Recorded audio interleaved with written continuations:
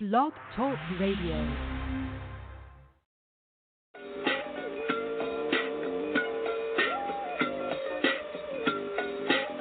Yo, what's up, world?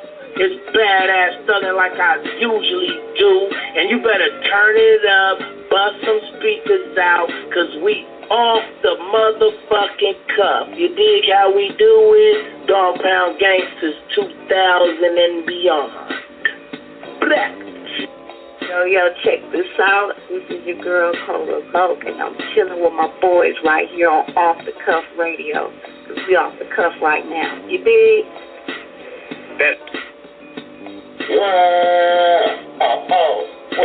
What's up?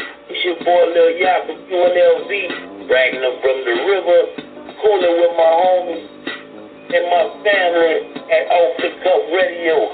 Y'all be sure to tune in on Fridays and get the latest scoop and find out what's happening. You heard me?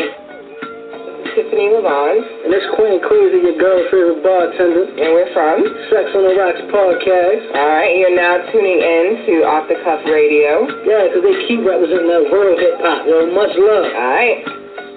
Y'all, this is Princess Daisy giving a shout out to King Eric and Off the Cuff Radio.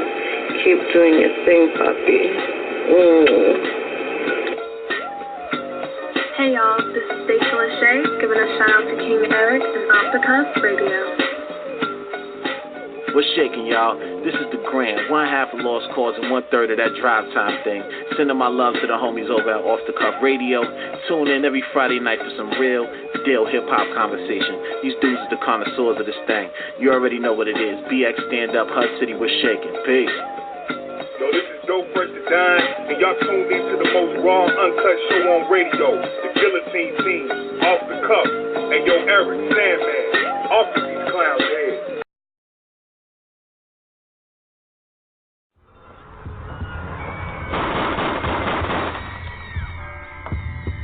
You niggas still fucking talking? You niggas still breathing? Fucking roaches? Alright.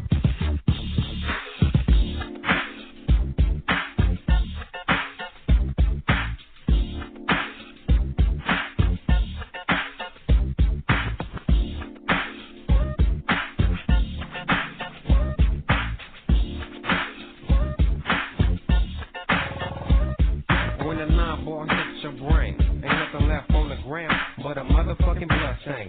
The return of the motherfucking riders. One deuce six, Darkside, East Rider. Young G is a G with stamina. Ask your bitch how I felt when I was jamming her. I'm in the streets, but I'm riding like I'm in jail. Death Row saw me 25 with the L. You know the road got Cali on lockdown. OFTV, YGD in the dog town. Stepping in the house, brother 9-8. Young G about to set the fucking record straight. Fucking on the lollipop, looking cute. All the bitch niggas missing is a pink suit. I'm feeling good off the drink in the endo. Fuck bad boy, nigga, this is Death Row. They say they coming back to, but they ain't coming back to. They say they coming back to. I don't think so. They say they coming back to, but they ain't coming back to. They say they coming back to. I don't think so. 3, 5, 4, 1. Get out the way, bitches. Let Death Row come. Letting niggas know it's a giant in the industry. Tell them who you is, young nigga. YGD. Suge Knight put a nigga on payroll. So you know ain't gotta sell the fucking yayo. Low pulls up smoking on endo.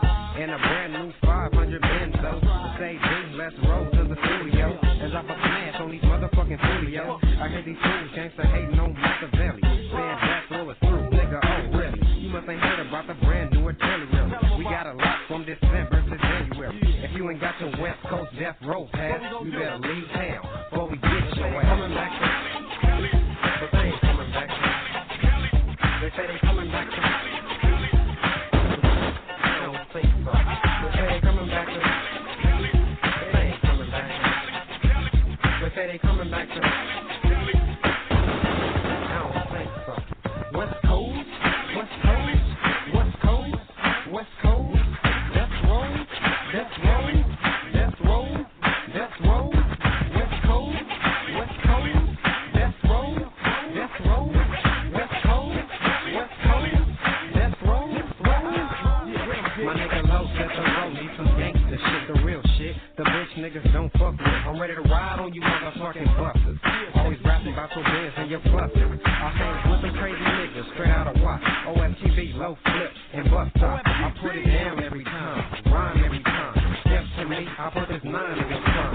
Don't try to get me from behind, let's go toe to toe. Fuck up your whole crew, this is death row. Fuck the dancing nigga, don't want some gangster shit. Cause gangster shit make a gang of shit. YGD got a gang of shit to say. Suge blew up Snoop and that nigga Jay. He said, listen, G is like this. We gotta ride for Pop, cause Puffy's up. They say they going back to, but they ain't going back to. They say they going back to. I don't think so. They say they going back to, but they ain't going back to. They say they going back to. I don't think so. They say they going back to, but they ain't going back to. They say they going back to. I don't think so. They say they going back to, but they ain't going back to. They say they going back to.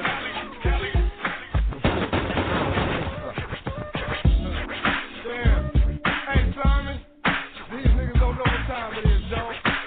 You know what I'm saying? We gon' ride on these buses, nigga. That's how Death Row do it, nigga. Gangsta rap forever, nigga. We gon' ride on you motherfucking buses. Simon, you know what I'm saying? These niggas get out here acting like bitches, dog. We focus. YGD with the ride, nigga. OMTV with the ride, nigga. Daz Dillinger with the ride, nigga. Outlaws with the ride, nigga. For Death Row. And all you bitch made niggas, y'all finna get rolled on, nigga. Y'all know who y'all is, nigga. And so we turn on the motherfucking gangster shit.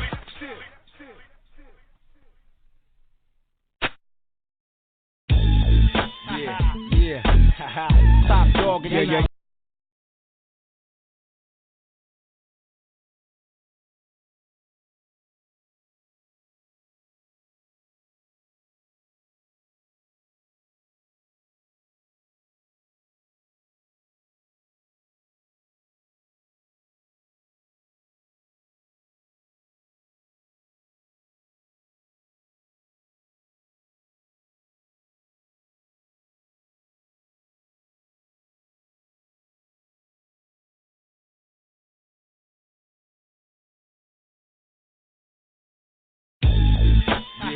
Yeah.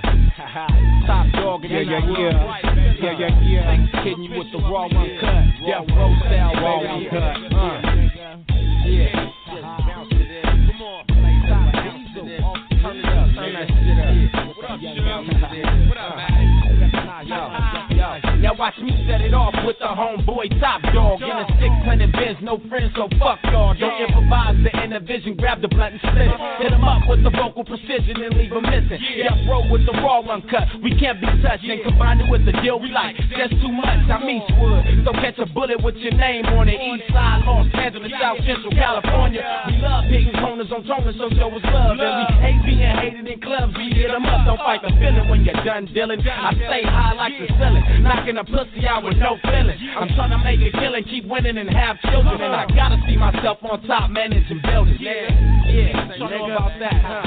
I gotta see myself on top, managing buildings. Death Row serving raw uncut, you can't touch. We drop hit after hit cause we like that's too much. Top dog, bark at your nigga, my nigga. Eastwood, bark with your nigga, my nigga. For the fame we bang and we rain on niggas. It's Top Dog and Eastwood in the game for the thriller. For the fame we bang and we rain on niggas. It's Top Dog and Eastwood in the game for the thriller. Spotted G like D, step to the CPT. If I ain't by myself, I'm chilling with EAST. Smoking on the fat dub sack, busting flows, doing shows. Got the hoes talking about, yeah, nigga, we love that. That hell of a flow in the Death Row chain. And how the sun shine off it with a twinkle bling bling. Just make you wanna twerk, raise up your skirt with a house full of hogs. But I play cool, lay back in the cut, cause I'm the dog and I give a fuck. Try to keep me down, I stand tall. Leaving on the court, I make niggas eat on dog balls. Cause it's all about the T.O.P. Give a nigga a G, I'll be damned if I rock a show for free. A nigga work too hard to get to the top. I wouldn't do this shit for free for a house full of cops. You got me fucked up. I wouldn't do this shit for free for a house full of cops. Death Row serving raw uncut, you can't touch. We drop hit after hit cause we like that's too much.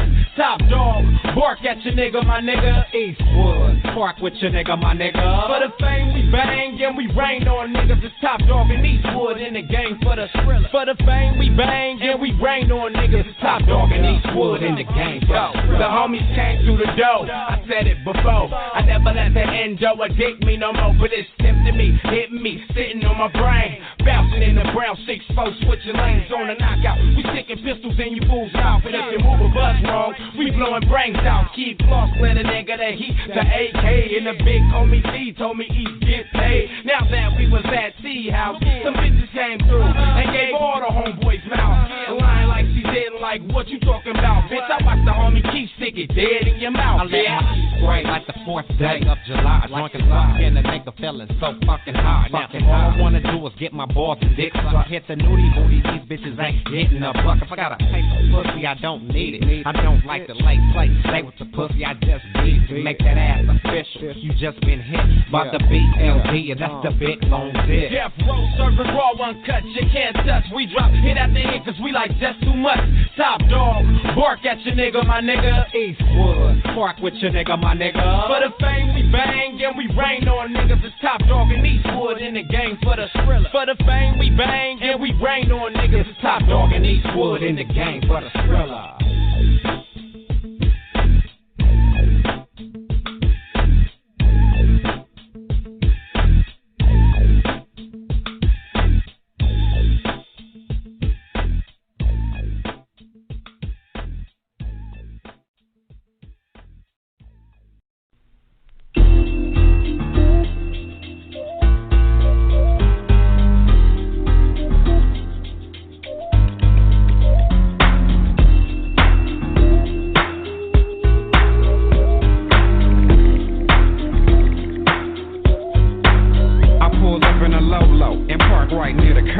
Everybody look toe down from the Hennessy and Herb. Now, let a young G through.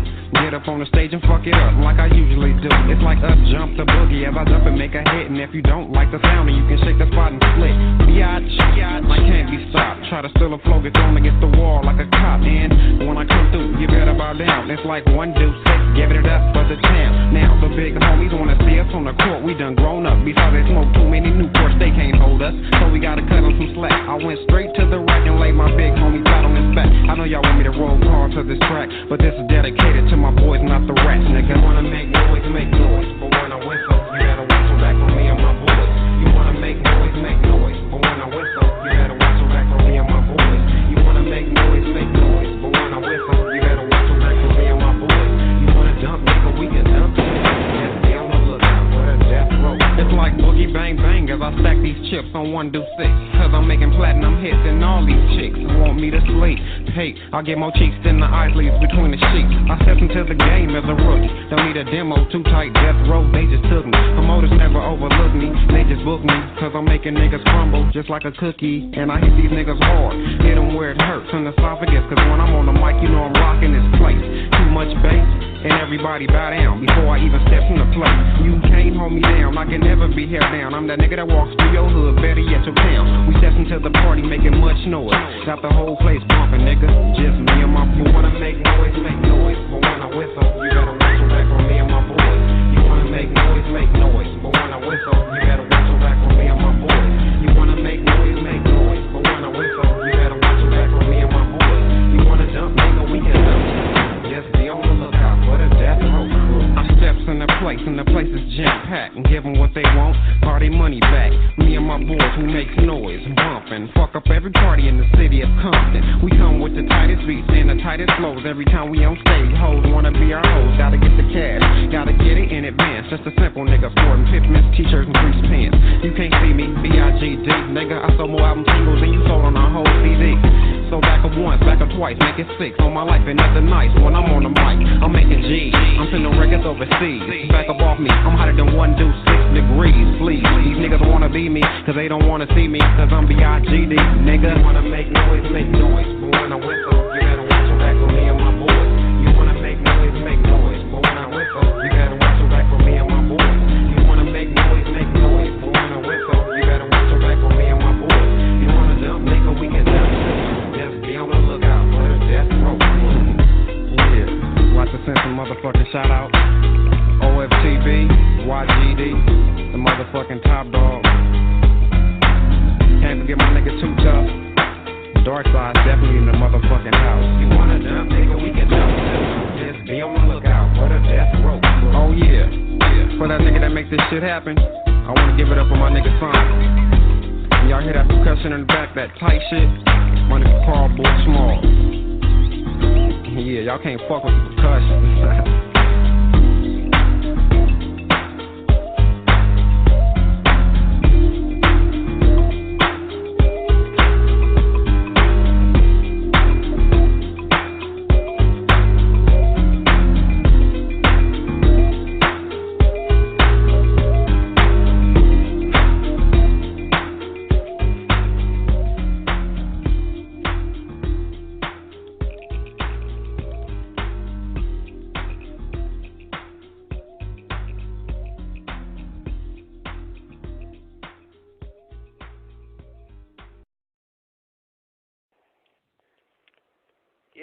Yeah.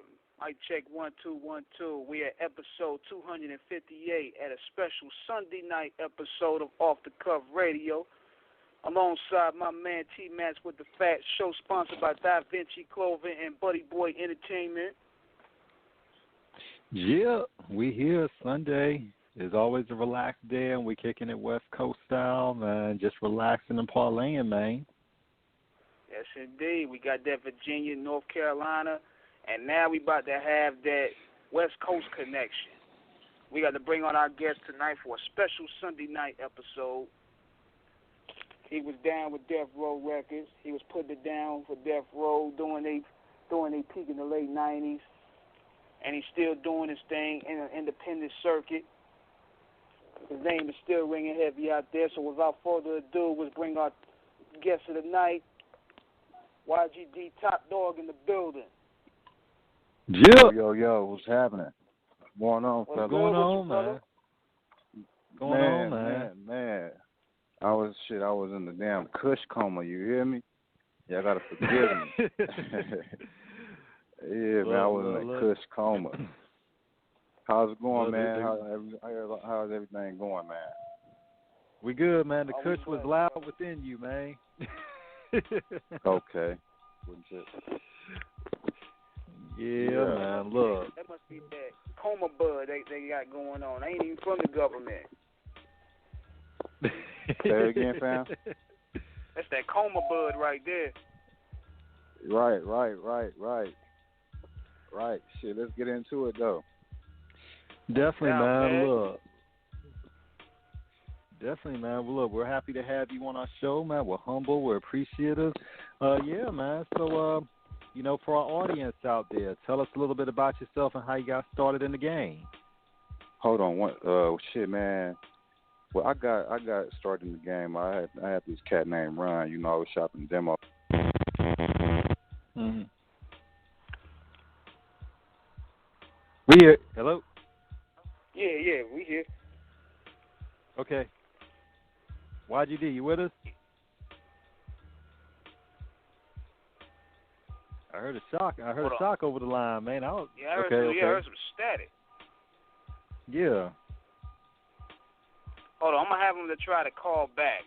We got to make sure everything is running in motion right quick. YGD, you just call the number back. Definitely. But, man, listening to them tracks, to open up the show, man, I mean, definitely when you listen, it's a throwback to that West Coast time, in terms of where everybody was doing their thing. In terms of, you had so many artists, who was you had Watts Gangsters, Silky Fine, all of them in the 90s, who were really carrying, that West Coast banner, in addition, to what Death Row has started. So it was definitely something to hear his music, and it's like, it was definitely falling within, that sonic tradition of what everybody was doing, to still keep it, live and direct out there from out west. For real. I think I have him back now. Okay. Yeah, my bad. Now, brother? Yeah, my bad, champ. I don't know what the hell just happened. You hear me? I don't know what the hell just happened. It's all good. back in the car and shit. It's all good. But yeah, it's man. All good. It's all good. Yeah, man. So my buddy Ron, he slid my demo to my boy Jay Flex, which is a guy who wrote a lot of Dre shit, who been there, who done that and other songs, he slid my song to, my boy Low MB from RTB. And from there, shit, it was on, Definitely. Now, in terms of Now, in terms of when you were really, getting your start on, man, I mean, who inspired you to rhyme in terms of your influences that would help, pad your style for you becoming, for coming into Death Row, being added to the roster? Well, shit, I had it, man. There were so many people on my roster. I mean, that was on the roster of me listening to music. I was listening to Biggie. I was listening to Wu-Tang. I was listening to Helter Skelter. I was listening to a lot of shit, like, Nas, and, you know what I'm saying? I was listening to shit that you probably wouldn't think I would be listening to as a West Coast artist. And I was doing that just vocabulary reasons. I didn't want to be like the same motherfucking West Coast artist like everybody else spitting the same shit. So I wanted to have some vocabulary with my shit. Right. I definitely. Helter Skelter was heavily underrated. Man, shout out to Sean P. Man, to Rocket, Sean Price, rest in peace, man. Of course, known, as Ruck. They have Ruck and Rock, you know what I'm saying? But they were definitely instrumental, part of Boot Camp Click, of course, with their album Nocturnal, released in spring, I believe, of 1995. Right. But definitely when you say Nas and Wu-Tang as well, you're talking about two of the preeminent forces during the East Coast time, of course, with the Wu-Tang and Ernest debuting their album in the fall of 1993, and of course Nas debuting Illmatic in the spring of 1994.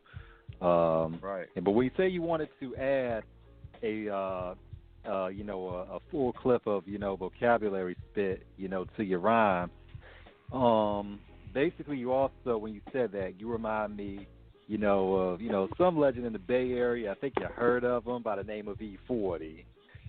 When I watched his documentary, he said the same thing about, how when he was rhyming, when he started, he was reading the encyclopedia a lot, the dictionary a lot in terms of just, just trying to, just broaden the context of the compositions, you know what I'm saying? Right. Because it's all about the intellect, man. If you can't feed somebody's mind, you're not doing nothing, man. It don't matter. It's just you here today, gone tomorrow. That's with anybody. That's with a relationship. If a person is interested in you, it's something that they're interested in. It can be like your mind, it can be the way you, or it can be something that they see in you that they want to pull out. Then it becomes a motive. You know what I'm saying? So everybody have a motive. Right. Right. It's like a motive. So. Yeah, but, my thing with vocab, like, spit and be the hardest spitter. And, when I got in this shit, and I'm not saying I was the hardest spitter, but I'm dope as fuck right now. You hear me? I'm seasoned. I'm ready to go right now. So, when you don't give up, you never a failure until you consider defeat your only option. So, I never been defeated. I never let myself down, never let critics and what people thought, me being in the shadow of some other artists, I never let it fuck with me because I stayed focused and I stayed dedicated. I stayed loyal. I stayed humble, and I stayed true to the people that was around me that kept me level-headed. You feel me? So I'm blessed, man. Definitely. Yeah. Definitely, and we're gonna get into that later on in terms of where a lot of the criticisms were coming in at, and that's obvious, goes without saying, given some of the history of Death Row and what happened. We'll get more to that in depth later. In terms of when you started rhyming, because there's always a growing pains in terms of being able to really and this is for any artist starting out, because you're always trying to get your cadence, you're trying to get your lyrics together, you know, you're trying to get your flow, your stage presence. How long did it take you in terms of really being able to bring it all together when you knew you were ready to, like, take it to the next level doing it professionally? Or did you pretty much, were you a quick study in terms of really being able to grasp everything in terms of the nuance of the art? I kind of like it's with me. It's kind of like I can watch and by watching and hear you, I'm a learner. I'm a quick learner like that. You know what I'm saying? Most people, they can read something and learn it by demonstrating after they read something. Some people can just watch you and then demonstrate what you did after you've done it. You know, but with me, I kind of like studied the game and like just studied other artists and you know, it wasn't really like, okay, I feel like I got it. It was just my passion for it. You know, my passion, the label I was going to be from it that I was thinking. So it wasn't never like, I never ever felt like I was the dopest rapper. It's sometimes I feel like I wasn't ready and why in the hell am I here? But you know, but it was mostly because of my mind. It was the way I was thinking. It was my focus. It was my passion. It was my desire. So a lot of it didn't have to do with it. Like to me, I figure a lot of it didn't have to do with my passion. I mean, with my skill. I was like, me being like 16 and 17, I was dope for that time. You know, I was cool, like the shit. You know, saying shit people want to hear, like going back to Cali and shit. But as far as like me being like really like an artist that's happy with himself, as far as dropping compositions, and I'm like, damn, okay, I can listen to that like I'm listening to somebody else. That didn't come till later. You know, that didn't really come to later. Like that didn't come to like later. So, you know, that's how that kind of fell in place. It wasn't like I thought I was already ready. You know, like I say, sometimes I feel like, damn, I'm playing with the big boys, and this shit was the big boys. Like right now, anybody could just get online and just be an overnight success off numbers. But, you know, back then it was like, you know, it was a reason why motherfucker was signing you, and it was so, and it was confidential. So when somebody was doing business like that, you wouldn't hear about it. Now, you think with the game becoming more digital than it is now, do you think that's a pro and a con for anybody that's coming in? Like, has it helped you or has it hurt you? Well, it can't do nothing but help you and get better. You know what I'm saying? But at the same time, only thing that'll probably really hurt you is you streaming like 1,000 streams for $1. You know what I'm saying? And you be like, damn, okay, I've been pushing this shit all day and night. All I make is $1. That's why you have to be like, you know, that's why you have to get computer savvy and know the inputs and outputs to that shit so it won't hurt you. Like me, you know, I push my shit full circle myself, digital. I know how I got the game. And then I go to, you know, the platforms. Then I give it away free on the platform. So that's my strategy for putting out music now, you know. But the digital game, it works because you can just sit in your living room and you can talk to the world with your fingers. So that's a beautiful thing right there. You know what I'm talking about? Yes, sir. Man, I mean, people don't understand that street grind, man. Like, when you was a promoter or you was an artist, you had to go from, like, show to show, venue to venue, using the yellow pages and all that shit. You mix it up, though. Now you mix it up. You still got to keep that street in it. You mix it up. You just got to be the best of both worlds now. You mix that shit up and you can't lose. So you know what I'm talking about? You got the street still buzzing and people still you know, they network like they on the streets and people on the streets still network. So, you know, you got to do it both ways, man. If you want to win and be up in this shit and be in it to win it, you better hustle both ways. Definitely. And I think that's something a lot of times, because you were hitting on so many bullet points in reference to how the marketing and how it is, man, because we're all older. So we came from a part of it in the game where, you know, like you said, like King said, where this isn't, back in the day, there was actually a method of paying dues and a hard work. You know, like you said, business was not always going to be conducted in the open in terms of negotiations and contracts. You know, if you were a hot artist, they were trying to keep it to yourself, you know, and this was something that was played out. And then once they knew that you were prepared in terms of you had already ran the marathon of the A&Rs, made sure you were presented right, you were packaged, you were ready to go. But as you said, in terms of where the game has changed now, you got a lot of artists through the convenience of their own home who are able to just upload music and just go with it. And while it does facilitate a certain type of expeditious, execution of engagement with the, with the listening base, like you said, with the streams. And this is one thing I think a lot of new artists have to understand in the game who are doing this now. You can get a lot of streams, and it's obvious you study this because they think that, I got all these streams. I'm like, but how much money are you really getting from it? Right. Right. And that's what. Go ahead. I'll say that come with studying this shit, So it took me I studied this shit because after Death Row, I didn't know what the fuck I was gonna do. It was kind of like it's kind of like your job's gonna shut down or your company is gonna shut down any day, and you got to look for a new job, a new gig, and you like, fuck, what am I gonna do? So my thing was to study, work hard. Know what I mean? Yep. More business than playing. So I got to searching up shit. We're doing research on building websites, email marketing. Promoting. Oh man, you was on it. Yeah. So I'm on everything. I'm like the real business. I'm like the business right now. I am the company. You feel me? When motherfucker talk to me, I tell them, check this out on me. I am the motherfucking company. You hear me? So I'm not boasting and bragging. I just know what it takes. I went viral and all that shit last year on Twitter, just pushing and going hard, going in. So I see what it takes for me to do it as an artist, independent artist myself from a major label. So I love it though, man. I love this shit. I love the grind of it because it lets me see where I'm at with my progress. You know what I'm talking about? And I focus on progress and not perfection because perfection will come once I get everything I need in order and all my eggs lined up and I's dotted and T's crossed. So that shit gonna come. You just stay focused, man.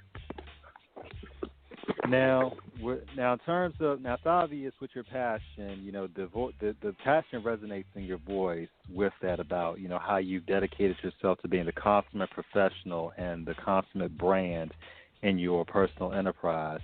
So we're gonna go ahead and take it to where your time at Death Row started. Now, this was after Suge had been locked up, correct? When you officially were added to the roster? Well, I was or were added you to with the them roster. before? I was go around. ahead. I was around before. Got signed on the roster after Suge got locked up and shit. But I was around before that. I was in and out, dipping and dabbing. Because I had people around. I had people that was around, always around. I think people get the story mixed up. They think I came after, but it was really before. Got you. So tell us about it in terms of your first dealings with them, in terms of really coming around and really seeing it, and then basically from A to B to Z to just you're coming around and ultimately getting signed. I was hanging out with this dude from named Speedy. He was I think Quick said his name in one of his songs. He said, "You ain't a fucking killer. You're not a fucking killer. You was a comedian." He said you went to prison. You left Speedy in. You're not a fucking killer. You're a comedian.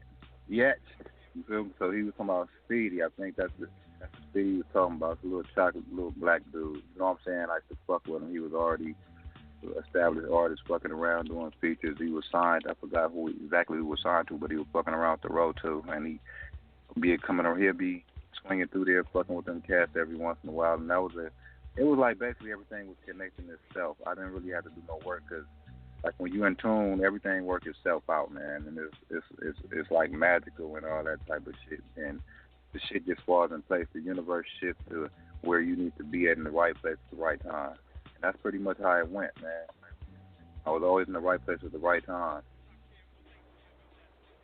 Definitely. And what was it like around Death Row during those days in terms of, because, you got to remember, man, Death Row was like, people don't understand, for the youth today, and and we're not saying this from an angry old man perspective, but, you know, from that time when we were coming up, man, you know, Death Row was like the juggernaut that literally, you know, just basically reinvented.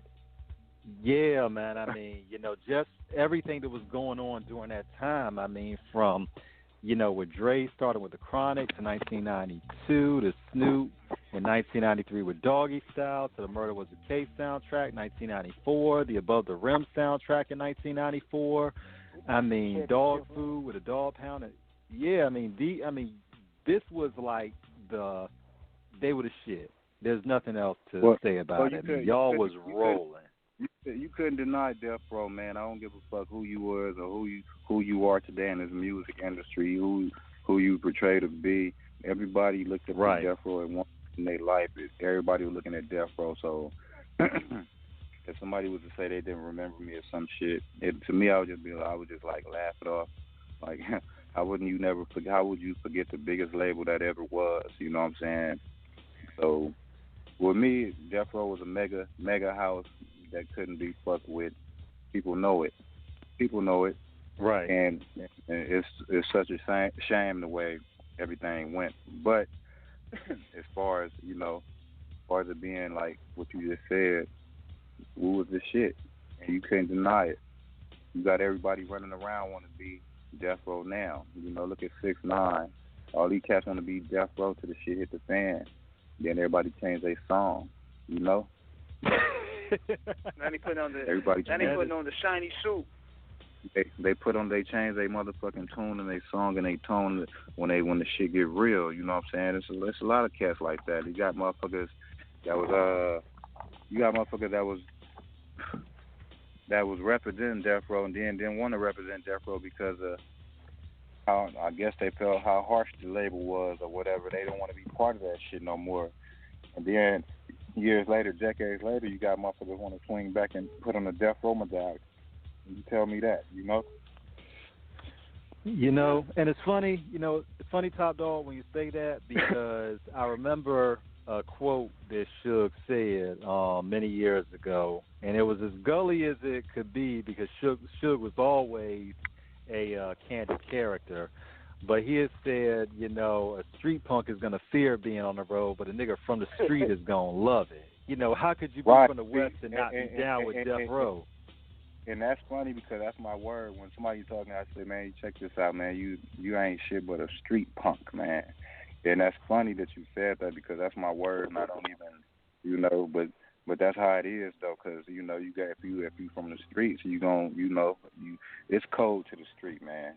And it's kind of like the same shit with Death Row. It's cold to Death Row. It's cold to record label. It's cold to whatever you fuck with organization. It's always a code to something. So, he was absolutely right when he said that. If you're not built for this shit, you're not gonna be made for that shit, and you ain't gonna want to hang around that shit because you're gonna fear that shit. That's like a nigga going to his neighborhood that he wouldn't want to hang around his own homies if he was a fake nigga because they don't respect him. So, right. Everything is out of respect, man. Now, while you came on there, you met the Realist, who's also a real good friend of ours. Real cool cat, man. I mean, what was it like working with him? Say it again, fam. The Realist, like when you got on Death Row, you also worked with him and did a lot of work with him. Like, what was it like working with the Realist? Good friend of ours. The Realist is cool. He a good dude, Good dude. His work ethic is incredible. He gonna stay up all night. Been times in the studio where I'll go to sleep and wake up and he's still putting that shit down.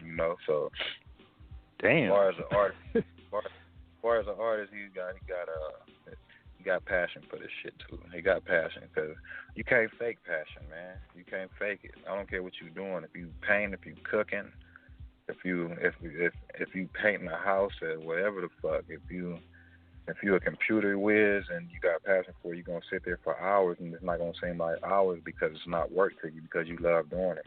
That's kind of how he is, man. He's working, he loves doing it. So he can sit there and write a song and then finish it and be writing another one and shit, So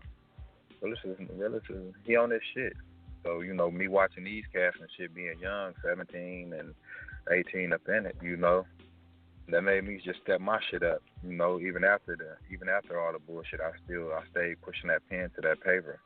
So you know, and there's a lot of guys out there that I would appreciate, and I would tell them thank you, but they wouldn't even know it because they didn't realize I was studying and watching them. You know what I mean? Definitely. Now, once you got on in earnest, Suge had already, Suge was already locked up in, of course, late 1996.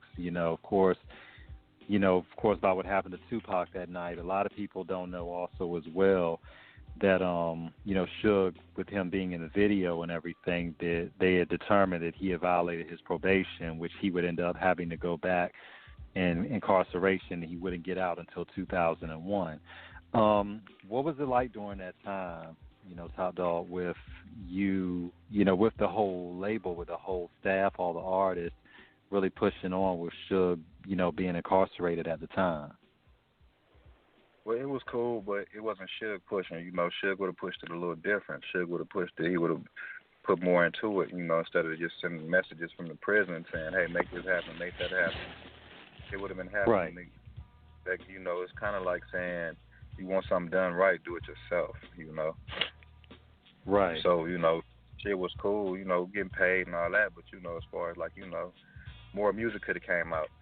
More music could have came out and shit came out, and it would have came out if shit would have been out.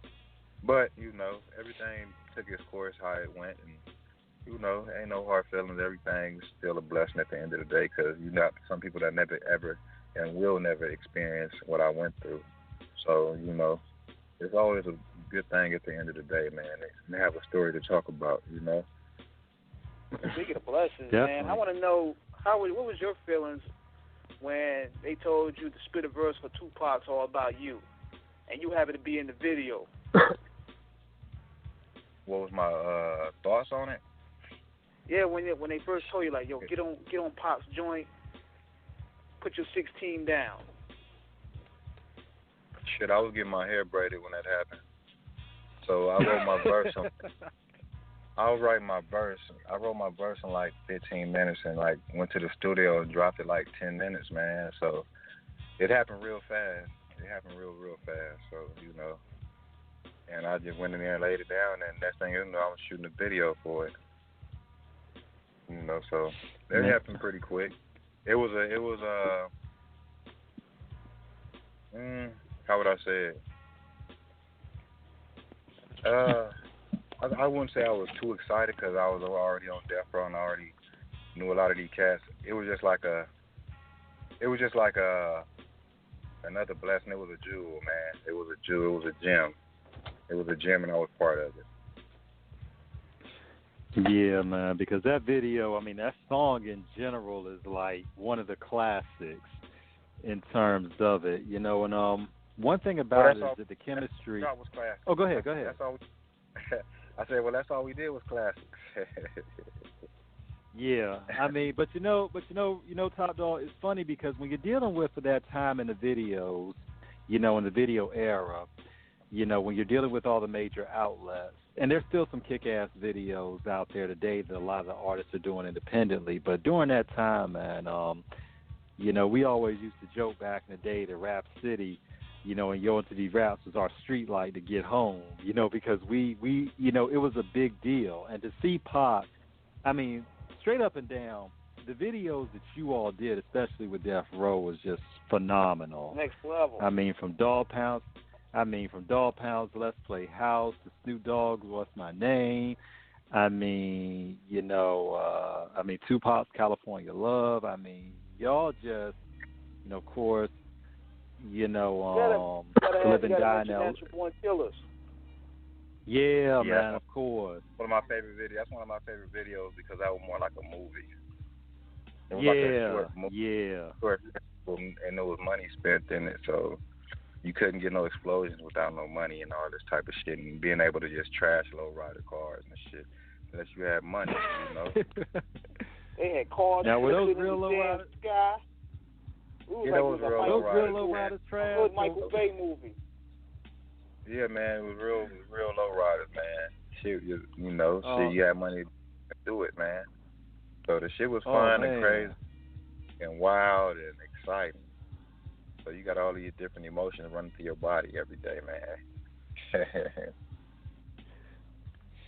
Now, inevitably, and this is something that also, with great, being in a position of being able to give, being put on as yourself, there's also going to come criticism because by this time, of course, we all know the story, 1996, Dre had ended up leaving, and of course, Snoop had dropped the Dollfather in 1996 as well, but he would end up leaving a couple years later in 1998.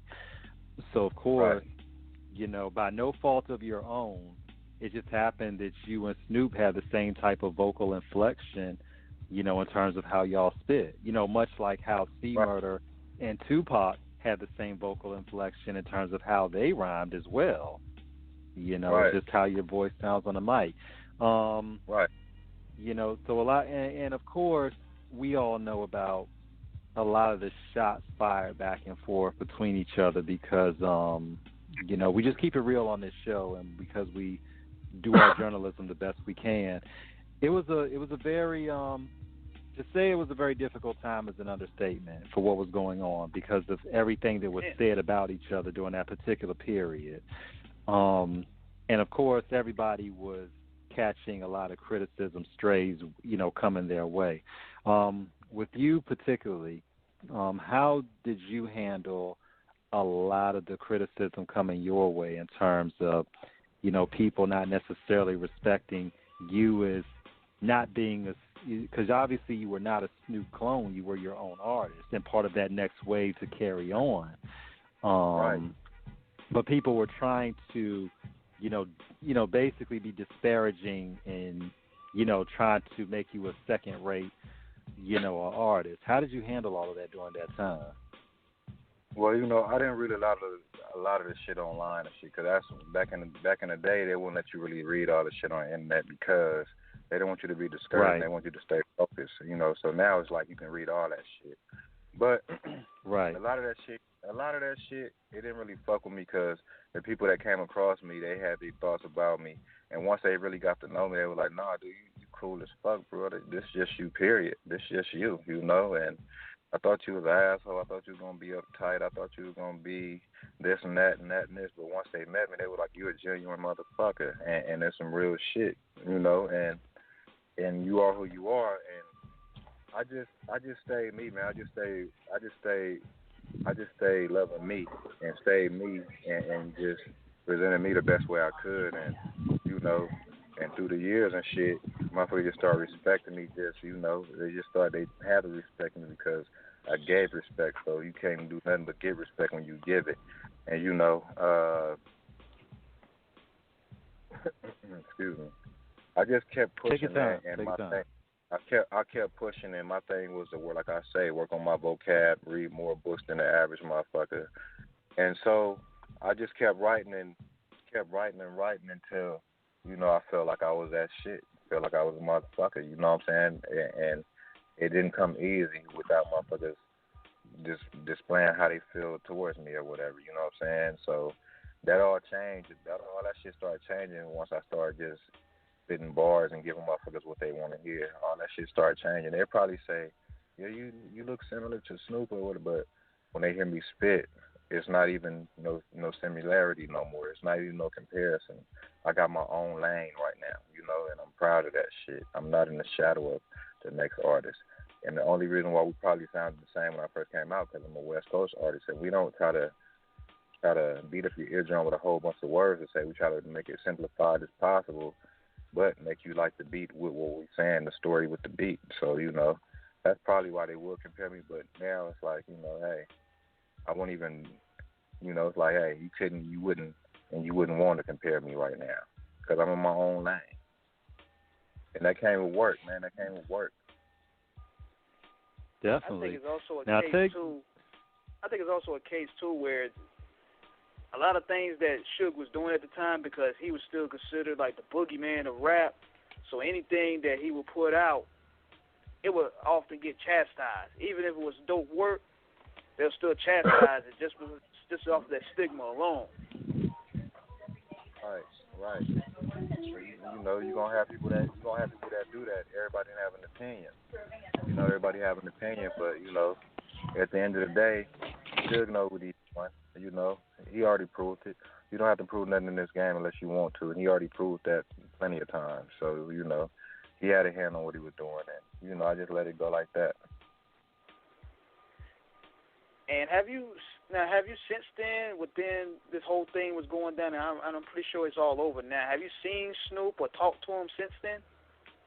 No, I check it out, but I just tried to, like, he had his birthday a couple of years ago. He had a birthday. I tried to reach out and, you know, say happy birthday, and, you know, with like 25, 27 million people on Twitter or whatever, you know, I guess, you know, you probably don't see it. But it's, you know, it's kind of funny how you would not see me, like, reaching out as a grown man to try to squash beef or whatever differences we had or why the shit even became what it became, you know. I reached out and tried to, you know, hey, happy birthday, champ, and enjoy your day, and, you know, I didn't get a response, so, you know, I haven't talked to that cat, but, you know, I see me posting shit on Instagram and shit, and a lot of Death Row shit, now I just see people, like, you know, I see the guy, like, you know, doing, like, you know, posting pictures, like the shit I'm posting and shit like that, you know, like, just little shit to where I know he's watching me, but it's like, you can't say nothing. Why you can't say nothing to me if you watching me? You know. Snoop, was that something that unfortunately had developed because of maybe some tensions between you and him, or was that manufactured by some other people that that may have put you and him at odds with each other unintentionally? No. Well, at the end of the day, you your own man. And I spoke to Snoop a couple of times, you know, when he was at Source magazine. I asked him, "What's up, champ? I see you talking shit about me in this magazine." "Oh, that was before I met you. I'm like, okay, well, shit, right. Cool, fuck it. And then after that, he just went on to the No Limit Top Dog shit, the No Limit album, the Snooper Fella, all this little weird shit. But, you know, once I, like, really got the scoop on this shit, I was just like, you know, okay, I see what type of cat you are, so... You know, motherfucker like you, I just brush that shit off. I'm not even worried about it because, you know, it is what it is. And, you know, that's like somebody, you know somebody that's like that, you know, and you don't fuck with them. So I just stopped trying to reach out until like a couple years ago. I didn't try to reach out to be friends and shit. I just tried to reach out to be a man, you know, reach out and just say happy birthday since it was his birthday. And I didn't get a response. So, yeah, man, I ain't butthurt or nothing, though.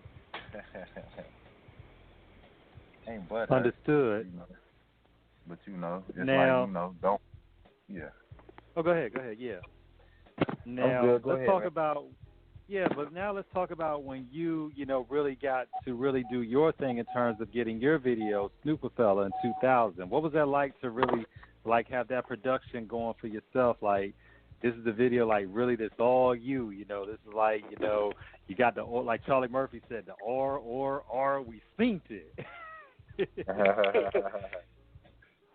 What was that like? It was, I can't really, because, you know, I like to stay balanced out. I don't try to get too excited, and I don't try to get too under the weather. You know, I try to stay balanced out. That way motherfuckers around my team around me stay balanced out also, and motherfuckers that deal with me stay balanced out. So I always stayed humble. So it wasn't like, oh yeah, we finished the video. Like, probably in my mind I was like that, but once we got to doing it, it was like, hey, this is part of it. This is a job. So, you know, this is a job. Right. So, you know, I kind of was used to the camera a little bit, and, you know, used to the, you know, the people trying to holler at me and people stop me and shit. I was kind of used to that, so it wasn't like no, you know, it wasn't really like no mind-blowing shit, but I was real grateful for it, for the opportunity, you know. Now, I'm just chill. Now, when you talk... go ahead. I'm just chill, man. I'm just chill. I could probably see $100 million. I mean, I could probably see $1 million in my face, and I'd be like, okay, that's straight as fuck. Because in my mind, I know it probably... in my mind, I know it probably took like $100 to make that. You know what I'm saying? So I think different. Mm-hmm. Now look, when you was, yeah. Now it's funny because when there's one thing you just said that like really resonates, because a lot of people don't understand this in terms of shooting videos, because back in the day, like as I said earlier, like King said, y'all were famous for just top-notch productions. And and a lot of these artists today, when they do their videos, they're just not shot right. Camera angles are off. Looking. They don't. Yeah, and I mean, you said you would already understand. Go ahead. It is cheap because they just finding some local cat to shoot their film. But the thing is, they don't have that $20,000 budget or that $50,000 budget just to fuck off on a video with good quality film and shit. You know what I'm saying? Because you got some people, if they smart, they ask the producer or the production manager of a movie, they ask them could they use that film at the end. Let me keep that film, man, if y'all ain't going to use no more of that, because that's good film. It's going to give my video a good look. So if they didn't have money to do that or be around the right sources, you're going to have videos that look cheap. But the thing is, though, why you have to respect it is because they're actually doing it and they don't give a damn how the video looks. So you have to respect that because right. Because you have to respect that because you have to have heart to do that shit, man. You have to have heart to pull that shit off, man, which is why I haven't had a video in a long time. But I got shit I'm working on. I'm going to put some videos back out there and shit so people can see me and look at my eyes and see that I'm not on drugs, and they can see that I'm still healthy and moving and still in good, all my limbs still working. They can see I'm in good health. You know what I'm saying? In good faith. So, yeah, videos, man, they like right now, like you say, some of them do look cheap unless you got that little budget or you got the plug and somebody got a good camera. Yeah, you're going to have cheap-looking videos. But you stay moving and stay focused and move forward, it's going to be somebody just walk up to you wanting to shoot videos with good quality film one day. So keep that in mind, man. All you artists out there. A lot of these guys now, what they do is, even with the videos were cheap back then, they still were dope. Just like with Wu-Tang, half of them videos that came out when they first came out were cheap looking. Like the Method Man video, the Protect Your Neck. Well, you got to have a story to it. You got to have a story. You got to watch a story because it's been a lot of times where I went to go get a little film or bought a film from a little bootlegger or some shit, and the title would have no interest to me until I start watching the film, and the film be like, okay, this motherfucker really shot this shit with an iPhone. Is this shit real? But when you start watching the story, you forget what you watching. The shit is shot on iPhone. You forget that shit. You start paying attention to the story. So my thing is stories and angles. My thing is getting stories and angles like you're looking at a comic book, which is why my video is gonna be dope. I'm not, I worked at a studio when I was 14. I did storyboards, animation, and all that. So I know the power of a storyboard and the angles of a storyboard at shooting films. Which is broaden your story and catch interest. And the music was good too. See, a lot of these guys now, the music isn't good, and the video is cheap, and the artist is whack. I'm like, y'all hitting us with a triple whammy. We can't work with none here. Right. Yeah. You got to pick one. You got to pick one.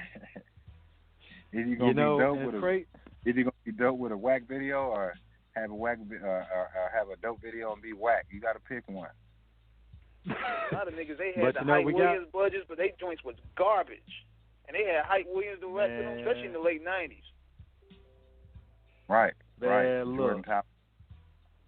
Yeah, man. Shout out, and realist. While you while it's on my mind and while you mention it, while King's talking about it, we got to give a shout out to some of the dopest ass video producers out there, like Eve Rivera, who's also done work for Power as well. Shout out to Eve, man. Of course, Jordan Tower, Jay Synth, and of course the Stupid Geniuses who did, P Nice's I'm from Long Beach. Jay Synth has also done some stuff for, I believe, Mozzie. He's done stuff for Mozzie and Mitchie Slick as well. Shout out, to the Mozzie camp, and shout out to Mitchie Slick and the Wrong Kind.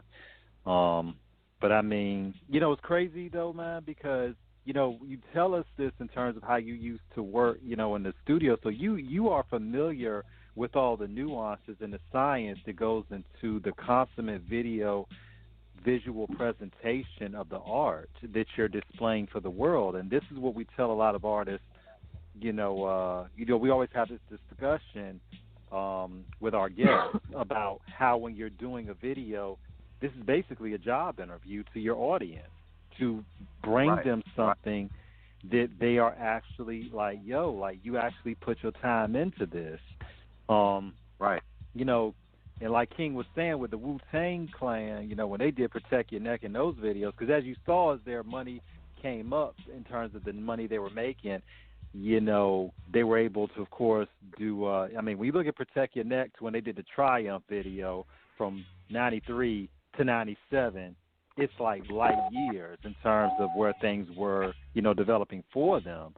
But also during the 90s, hip-hop was not as commercialized, and there was still a guerrilla warfare mentality of just putting the music out because by any means you wanted it to be heard. But conversely, conversely speaking, a lot of artists were taking it seriously in terms of making sure they were not putting out anything until they knew they were ready to do it. Right. And that's what it was all about. It was all about presentation. Who's presenting themselves in the right way, in the best way, and you know who's presenting themselves to be seen, and you know keep it professional but keep it girly at the same time. You know, so. But you know, with the videos, it wasn't really no. Like I say, I had the song Going Back to Cali, and that song was just playing like it was a video anyway. So by the time I was being seen on film, I guess I was already used to the attraction from my single Going Back to Cali, like people walking up to me and shit like that. And if they liked it, they liked it. If they didn't, they didn't. End of the day, if you didn't, if you did, you still spoke on it. So I was talking to town, and I was in your mouth. You know what I mean? Right. Now I'm gonna take it back. I'm gonna take it back right there. I remember when I first heard of Going Back to Cali on that old ass AOL movie maker. Anybody know about the AOL real audio player? I'm taking y'all back on that. King, you took it back. Yo, you took it back, man. You took it back. And I was like, yo, man, look. Bro. And that audio movie, that real player would take forever in the day to play. You'll play like 30 seconds, then it'll skip. Then they'll play again for another minute, then it'll skip again. It was the biggest headache ever. Well, you know, they didn't have that shit down packed. They didn't have they didn't have everything how they wanted to connect it. Now you can see everything is in motion, you know. High speed internet. Now they got high speed and all that type of shit. They probably been had that shit. They just didn't know how to use it. that real player was a pain in the ass. Oh man, good God! And they usually would have the latest exclusives too. Like as soon as you see real player, you like, oh no. Oh. And that's the only link you can get the music right there. This was before Napster, y'all. AOL real player. You go ahead and Google that. Try to install it to see what kind of pain you're going to get. Man, but that's crazy though, man. Yo, in terms of, you know, that throwback about the media, because that lets us, that just tells our, you know, our audience how far we've come. This is Off the Cuff Radio, Sunday night special rather, with King Eric, you know, Illar the Sandman, and Lady Chinchilla, our co-host in spirit, listening from afar. Myself, T-Max with the facts, and we are here with the one and the only YGD Topp Dogg. Call numbers 1-619-924-0703. Hit 1 for that host cue, sponsored by Da Vinci Clothing and Buddy Boy Entertainment. But definitely, so Topp Dogg, so did you see from back in the day in terms of how videos were being produced? Because now, you know, because back in the day, man, videos was a big deal. It was like if you got a video shot, no matter the artist, like you know, that was a big said, deal. I know, like I said, they're not taking their time dropping the videos, but they are getting them out there. So, but you know, you take your time, you put a treatment to a storyboard and all that shit, and then you run it.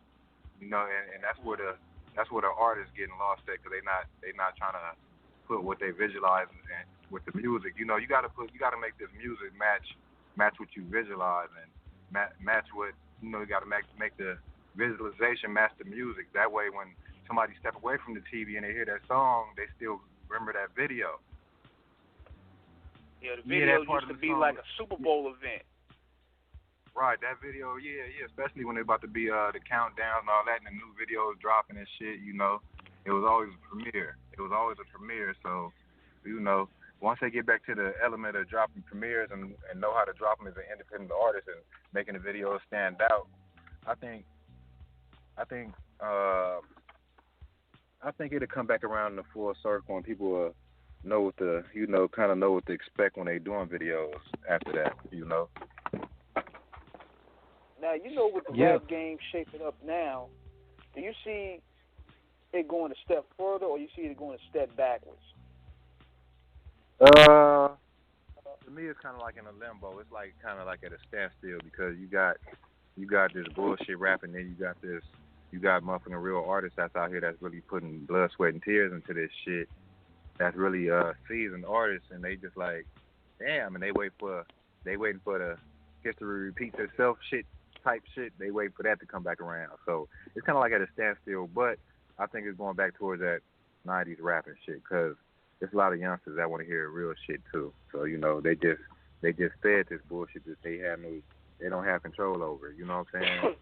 They don't have control over the media. They can't jump on it and say, hey, this shit garbage unless it's just a handful of people saying it's garbage and the artists stop making music.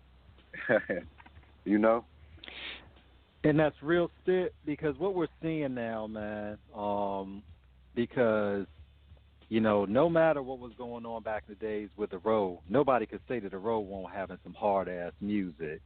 And nowadays it's like anybody is literally getting in the game and it's almost like they've decided that, you know, real gangster shit, you know, whether East Coast or West Coast or down South, isn't going to get that attention, and they're putting out a lot of lesser, mediocre to outright talents, well, no talents out there, and they're trying to pass that off as this is the next wave, you know. And there's a lot of artists who we won't mention on this show because we're not about that, but a lot of artists that have been really getting a lot of these attention, you know, really are not great artists, and they get by more on a lot of just a lot of sensationalized silliness rather than real skill. WWE, son.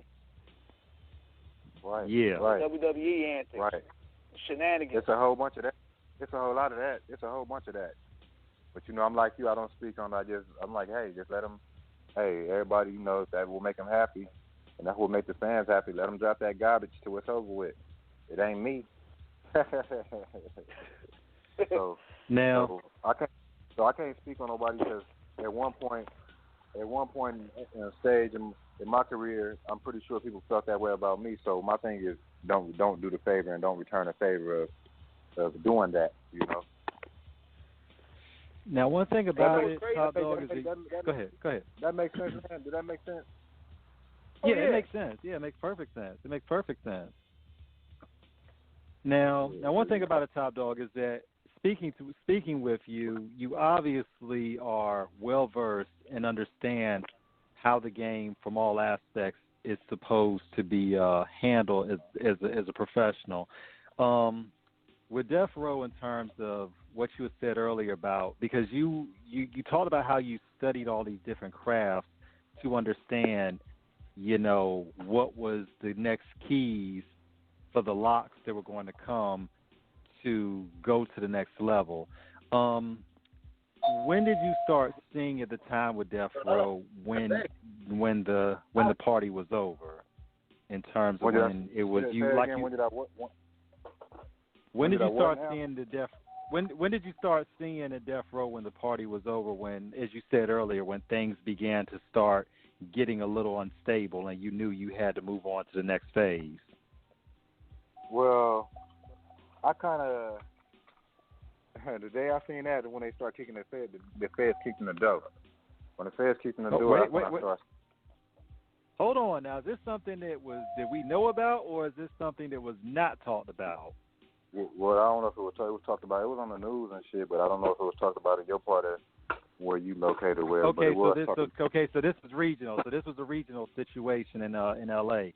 Because ladies and gentlemen, this is why we're outstanding on Off the Cuff, because we get exclusives. We're not tabloid. We ain't chatty patties. We get the real exclusive about one of the realest. Okay. So what was that situation? Because this wasn't national news as far as I knew. So you said when the feds kicked in the door, what was that all about? Yeah, they started. They kicked in the door at the building and shit. I was at the house when the shit happened. You know what I'm saying? I wasn't at the office or anything. I was at the house. Got you. This is the Wilshire. This is on Wilshire, correct? Right. I was at the house. 5200. 5200. That's the. I think that's the address. 5200, something like that. Yeah, 5200 Wilshire Boulevard. Yeah, that's where the office, the Death Row offices were. Yeah. So, okay. So what did you hear about? What was the situation in terms of what you heard and what actually happened? I was watching the shit on news, man. I was watching the shit on news. I'm like, what the fuck going on now? They just keep fucking with us, and what the fuck going on? And they seized all the computers or some shit, at that time, and I couldn't really tell what was going on. How shit go. They say one thing and it could be another thing. So I didn't. Now was this now Suge got out in 2001, and that's when he was, rechristening Death Row as the Row. Now, was this before or after that situation? I'm assuming this is after he had gotten out. But I guess we have to back it up a little bit. What was it like when Suge had gotten out in 2001 and, pretty much he was back at the helm of it before all of this?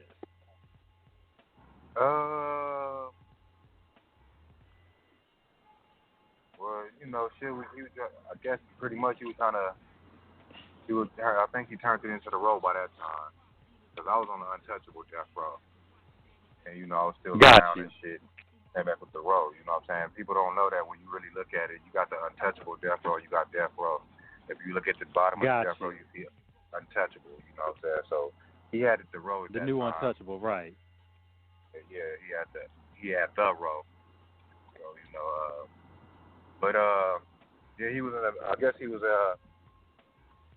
trying to put all that back together. I think that happened after he got out, though. I'm not quite sure. I'm trying to really think on that, because I'm trying to see was it before or after, but that had to be after he came home, because I don't know if Suge was at the office when that happened. But if it did, I think Suge was still locked up, because if it would have been Suge, I'm pretty sure they would have probably tried to take him when they came and did all that shit. You know what I'm saying? If he would have been around at the office. Got you. You know what I'm saying? So I'm pretty sure they would have tried to fuck with him. So that let me know that Suge was still locked up. And it was just some shit, just the company was just going through bullshit, little small bullshit.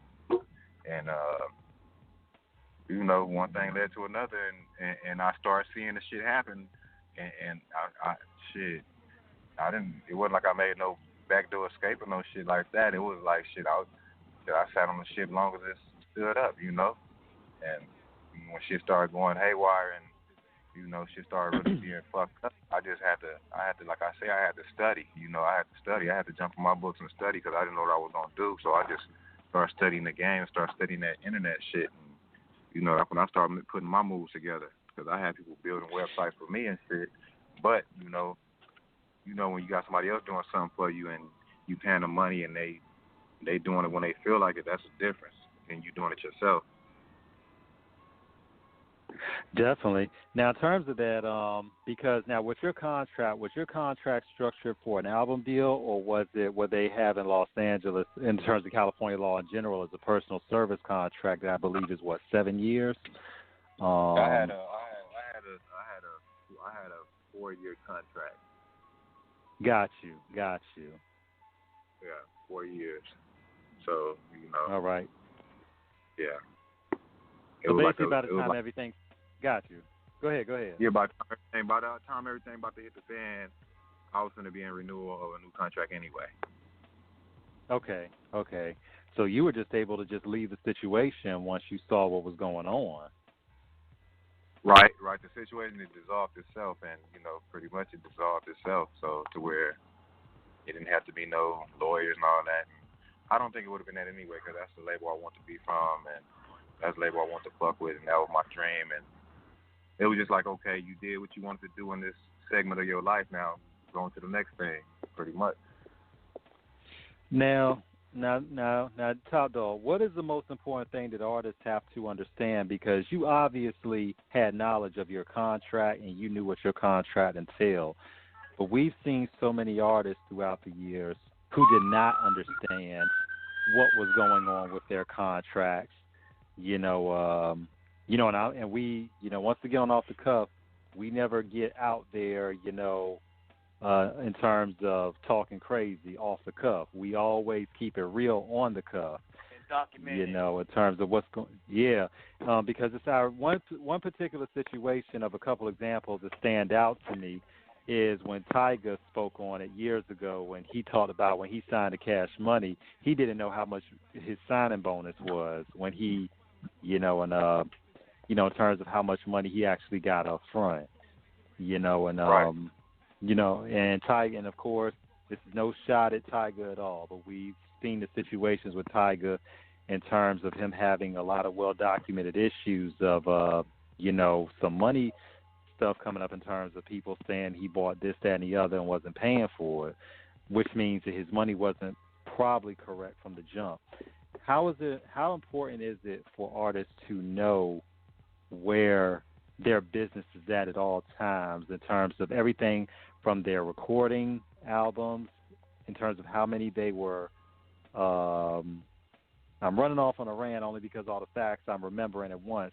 Like with 50 Cent at one time, he said with Columbia Records, they signed him to an 8-album deal. Right. How important is it for artists? Go ahead, please. Yeah, how important is it for artists to know? He wouldn't have never been off that label. 50 Cent would have never been off that label if he would have signed that deal. Yeah.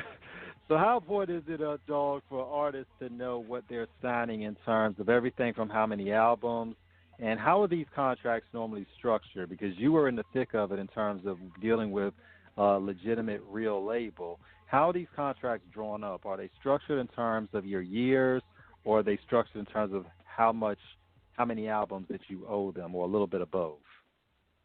It's like a little bit of both, because it can go. Actually, years are albums. So if they say you signed 7 albums, that's 7 years. You know what I'm saying? Unless you present them 7 albums, like, hey, they're your 7 albums, and you do 7 albums in a year, you don't have no ties. So you can renegotiate. But other than that, you got to make sure you have a good lawyer, man. That's rule number one. Make sure you got a good lawyer that's not getting hit over the head. Who can read it? Yeah. Right. Because you got lawyers and shit that they'll be with the business, but they'll be with the business on both ends. They'll be greedy, so they'll be looking out for you, and then they'll probably have ties with the label anyway, and which they'll be looking out for the label's best interest. You hear me? So you got to be careful, right? Beware all that shit. That way, it ain't a conflict of interest, and they looking out for the label more than they're looking out for you, because that would happen. But you were definitely savvy. Definitely, because you were savvy coming in the game, but so many artists right now seem to be, in such a rush to get paid in terms of their whole thing is they just want to, a lot of the artists, their whole thing is, man, I'm just trying to get on, I'm just trying to get heard, but they don't think about what it is in terms of,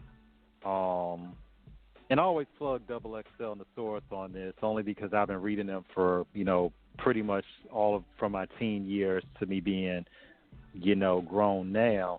But you see so many artists during that time who were signed to labels who were supposed to have next up, and then they never came out, for whatever reason. Recorded a shitload of music, but the records never end up dropping. Because, you were there, so you saw all of this as it went. People don't understand. Tell our audience, though, what exactly goes into the everyday routine of being an artist and what it actually entails, especially with you being an independent business yourself and how you run it. What does it actually entail from a label to an independent? What is it? What really goes on with it? Because a lot of people really don't know. And take as much time as you need to. They don't know nothing about it. Well, shit. What it really takes is not just you just ongoing. You just on the grind, man. You on the grind. You just constantly moving. You constantly plastering yourself everywhere. You constantly putting yourself out there. You constantly dropping music. Constantly doing something different that the next artist ain't doing. You constantly filling in that voided space that need to be filled in. And that's the problem with a lot of artists. They want to all do the same thing, so it's not really nothing exciting or different because they all doing the same thing. So it's like, okay, well, we heard this, so they don't really grow on you. You know what I'm saying? They don't really grow on you because there's nothing really exciting or, there's nothing really unique about the artist. And, you have a different hairdo or some shit. But everybody, they trying to pretty much do the same. Until they mix it up and do something different, they'll see results. You can't, a fool would do the same thing and expect different results. Only a wise man to change up and do something different and see something different. So Now, what? Yeah. And what about label meetings? Oh, go ahead. Go ahead. What you were gonna say? What about label meetings and budget meetings and all of that in terms of what was the average, like just the day-to-day business at Death Row in terms of deciding budgets and album release schedules? What just shit like that. What was that like? Just watching all this. How does that really work? See, we was ghetto and shit, right?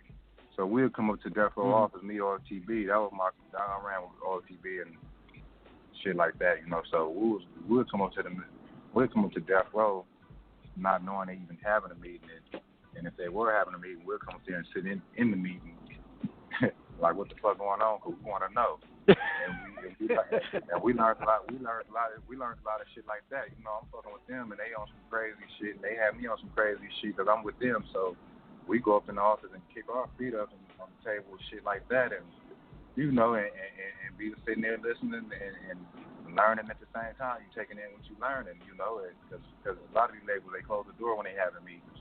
So right. That was a good experience of us just being able to just do that because I guess like Suge say, if you was a punk, a street punk, you ain't gonna be able to survive on Death Row, man. So we wasn't no street punks and we wasn't no suckers. We were just motherfuckers that was just doing what we wanted to do. But there's rules and regulations and shit. Kind of like you trying to cage a wild animal and shit, and then you let them loose when you need to. Kind of like the situation, but it wasn't just all wild and crazy and shit. We was on that business shit too, so we do shit like a business. Go sit in the meeting, even if they didn't invite us. They just look at us like, these motherfuckers is crazy, man. They just come sit up in a meeting like this. What the fuck? So you can't really you got motherfuckers like that. You can't really put a handle on that. You just got to go with the flow. What's crazy about Suge is that he's such an enormous enigma. Like, if you say the word Suge now, you get about 1,000 negative responses, and you might get 1,000 positive responses. Like, for every story you hear about him, whether it be smacking somebody upside the head, he would drop, like, crazy jewels away. You're like, look, I got to sit there and listen, because that's some real stuff he's saying. Like, were there any type of jewels that he dropped to you that made you elevate your game? Read and stay in school. Yeah, that's what he told me. Read and stay in school. Read. Stay in school.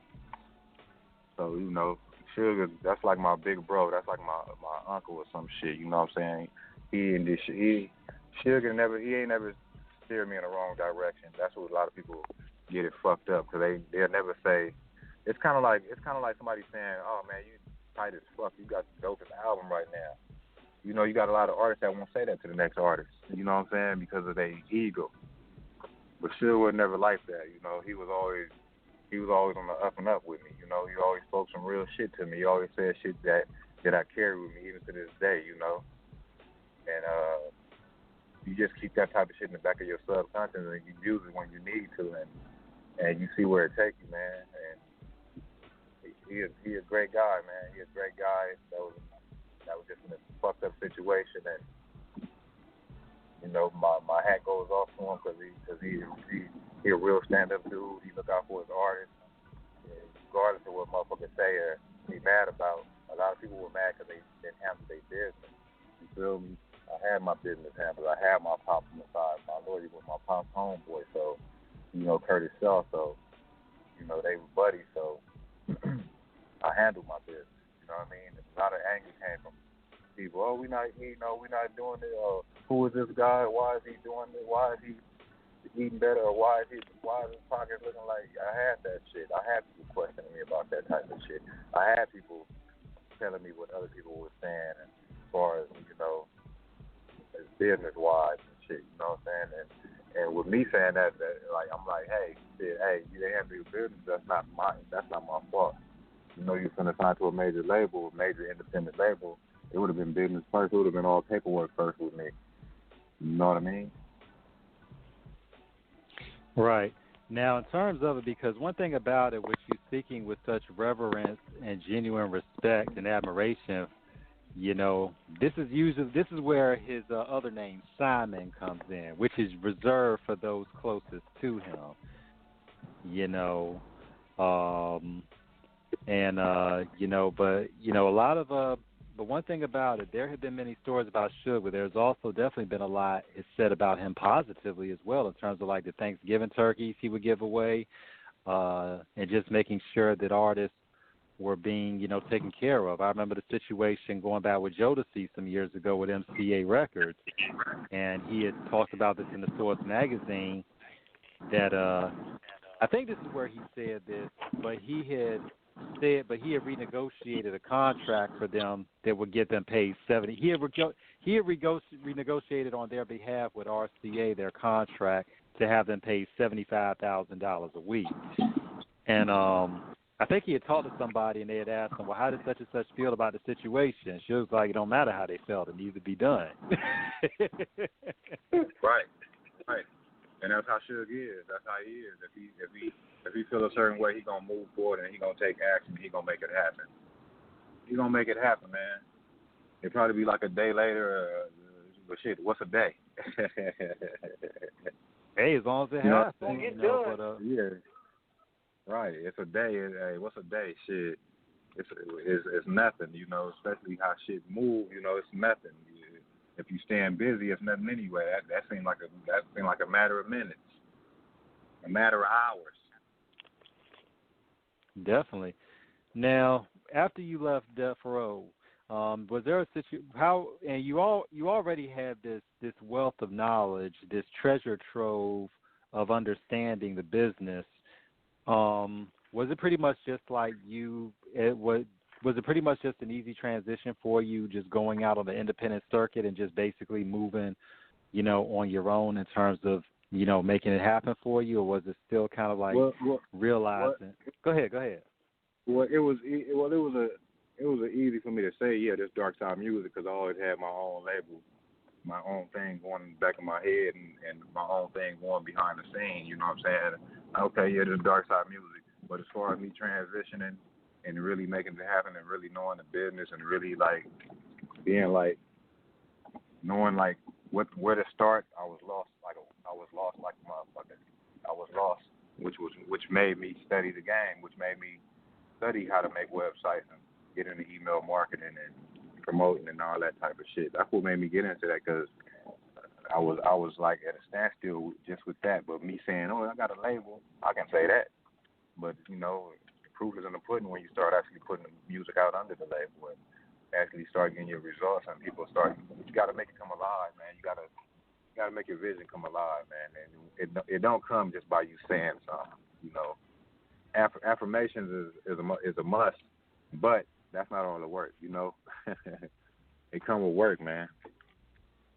You know, Dawg, and that's real because when you look at a lot of artists over the years in terms of how they've, you know, really, this is the one thing about hip-hop that is so beautiful, that no matter what people may try to say about us, anybody involved in the culture, black or white.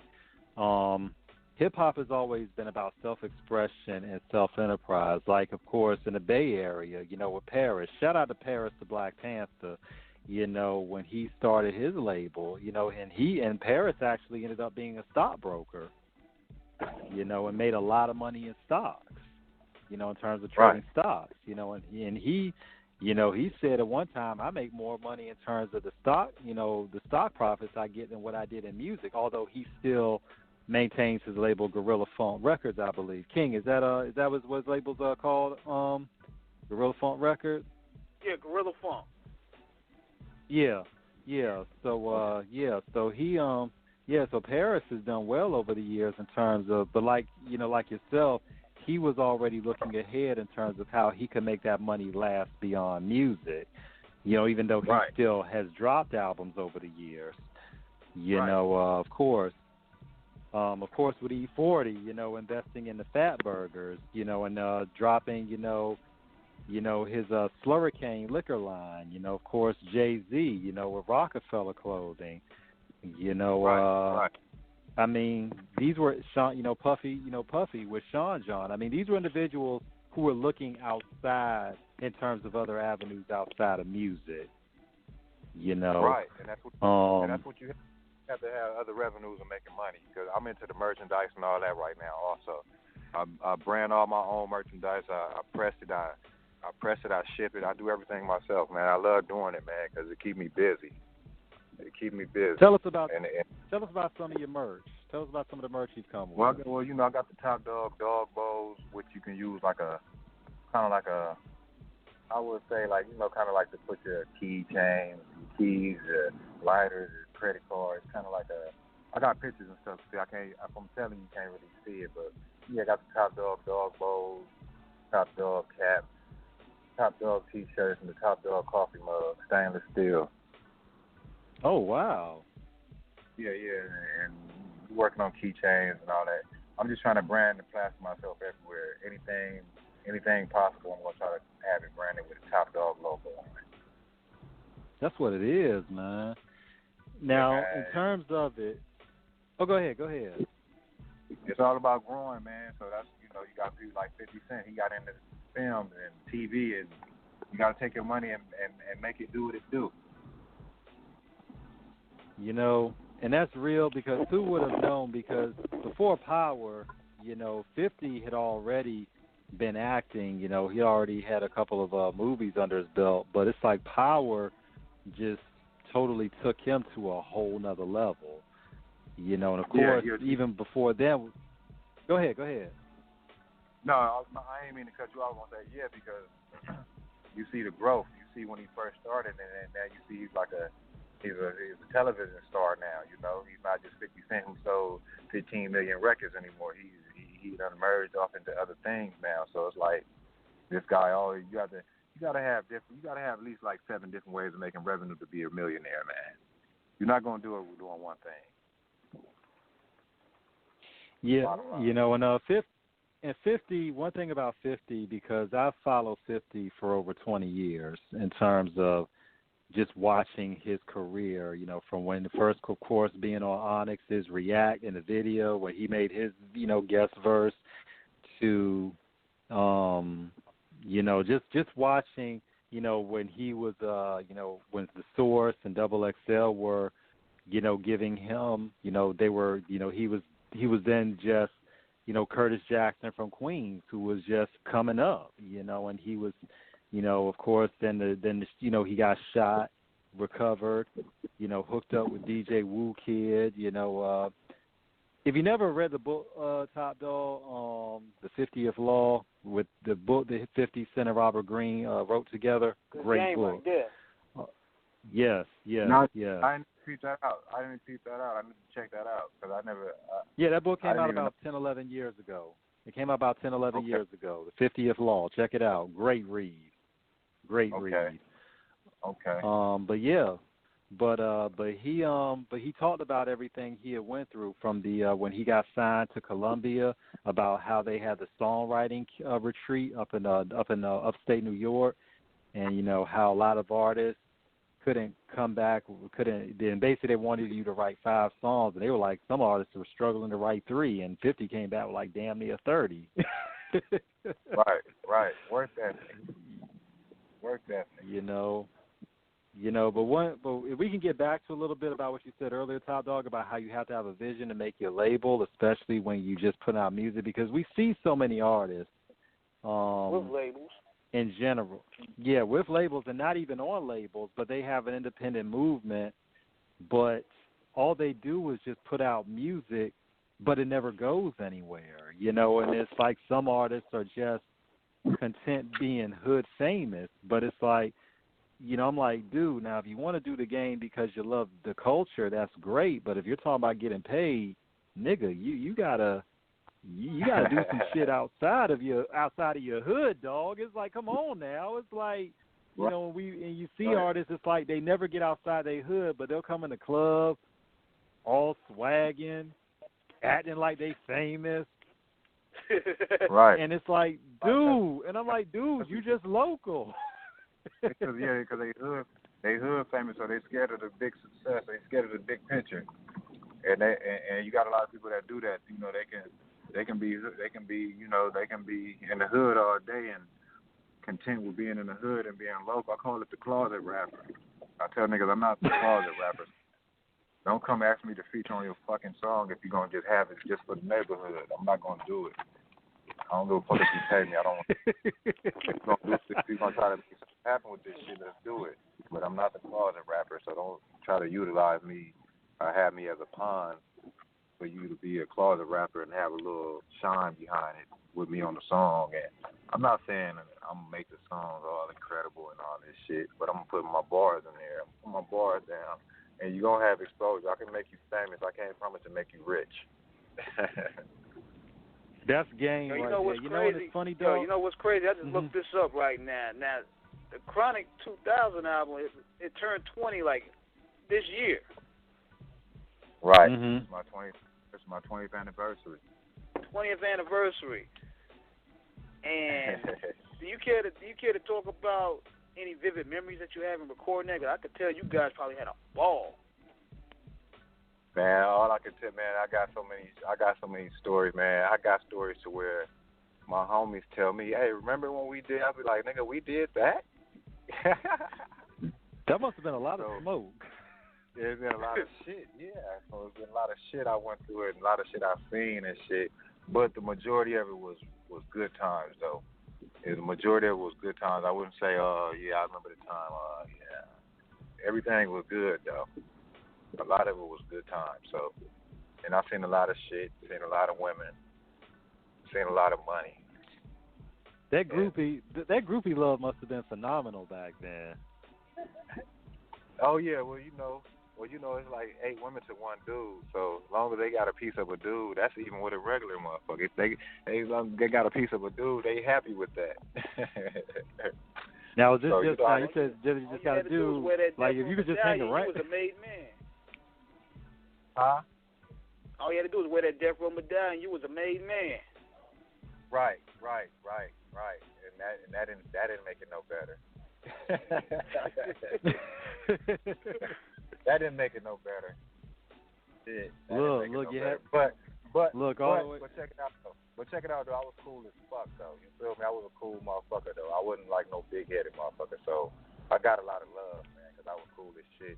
And motherfuckers will wonder, how are you in my neighborhood right now? You got this necklace on, but you in my neighborhood, and I just seen you on TV. Why in the fuck are you over here in the neighborhood chilling with us? Because that's me. Real nigga, street nigga, solid. Keep it 100. You know, I'm not saying I'm perfect, but I try to keep it 100.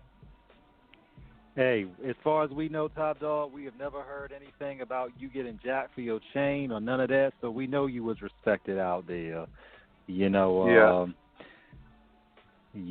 So it's just, the streets gave you love and you gave love back. So that's always important, because one thing a lot of artists have to understand is you got to have the streets. Dre, when I watched the Defiant ones a couple years ago. No, actually this is a Compton documentary.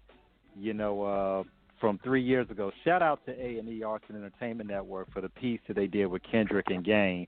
And Game was talking about, you know, basically how Dre heard his mixtape, and Dre sent one of his boys to get him and was like, you know, Dre dude tell him, like, listen, I don't care if y'all niggas shoot me, I'm bringing this nigga to the studio to meet Dre. So when Game has his sit down with Dre, you know, Dre's asking Game, you know, is your hood fucking with you? And Game's like, yeah, they fucking with me. Dre's like, good, because if your hood don't fuck with you, the world won't fuck with you. Right. And that's real, because, you know, shit. Hey, every hood is the same, man. They might say, oh, no it ain't, no it ain't. Every hood is the same. With respect come respect. How you carry yourself is how people gonna treat you. You don't like yourself, motherfucker gonna treat you like that. You love yourself, motherfucker gonna know, and they gonna treat you with love and respect, man. That's how it goes.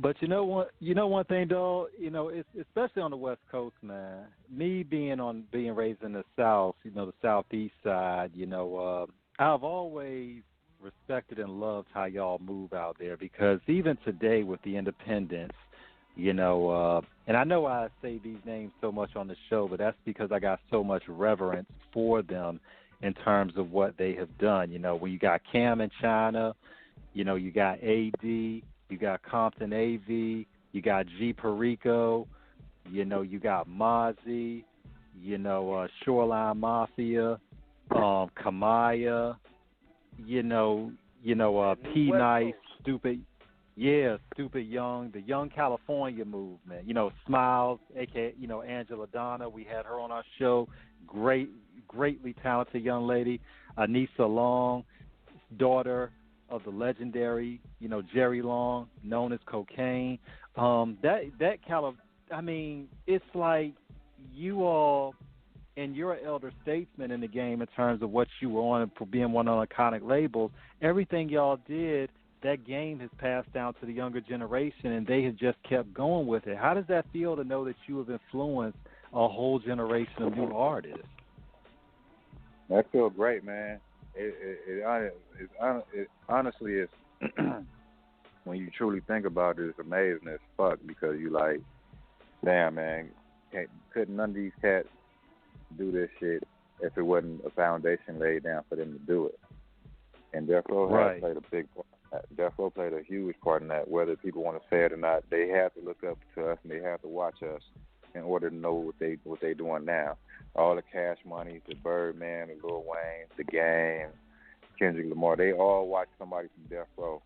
They all watched some Death Row shit once upon a time. They had no choice. So with me saying that and putting the imprint on it, it's amazing, man. It's amazing. It's really amazing, because I have people that hit me up and hit me on the inbox, whether it's Instagram or Twitter or something. Man, you don't know how much you had, you know, how much you influenced me over the years, and this and that and that and this. And I'll be like, damn, that's crazy, because, you know, when I was doing my shit, you know, I had a lot of, you know, speculations and, you know, kind of like, you know, had little haters and shit, but I had a lot of people that love me, and people that love me, they come forward and they tell me that shit now, you know, so it feels good, man.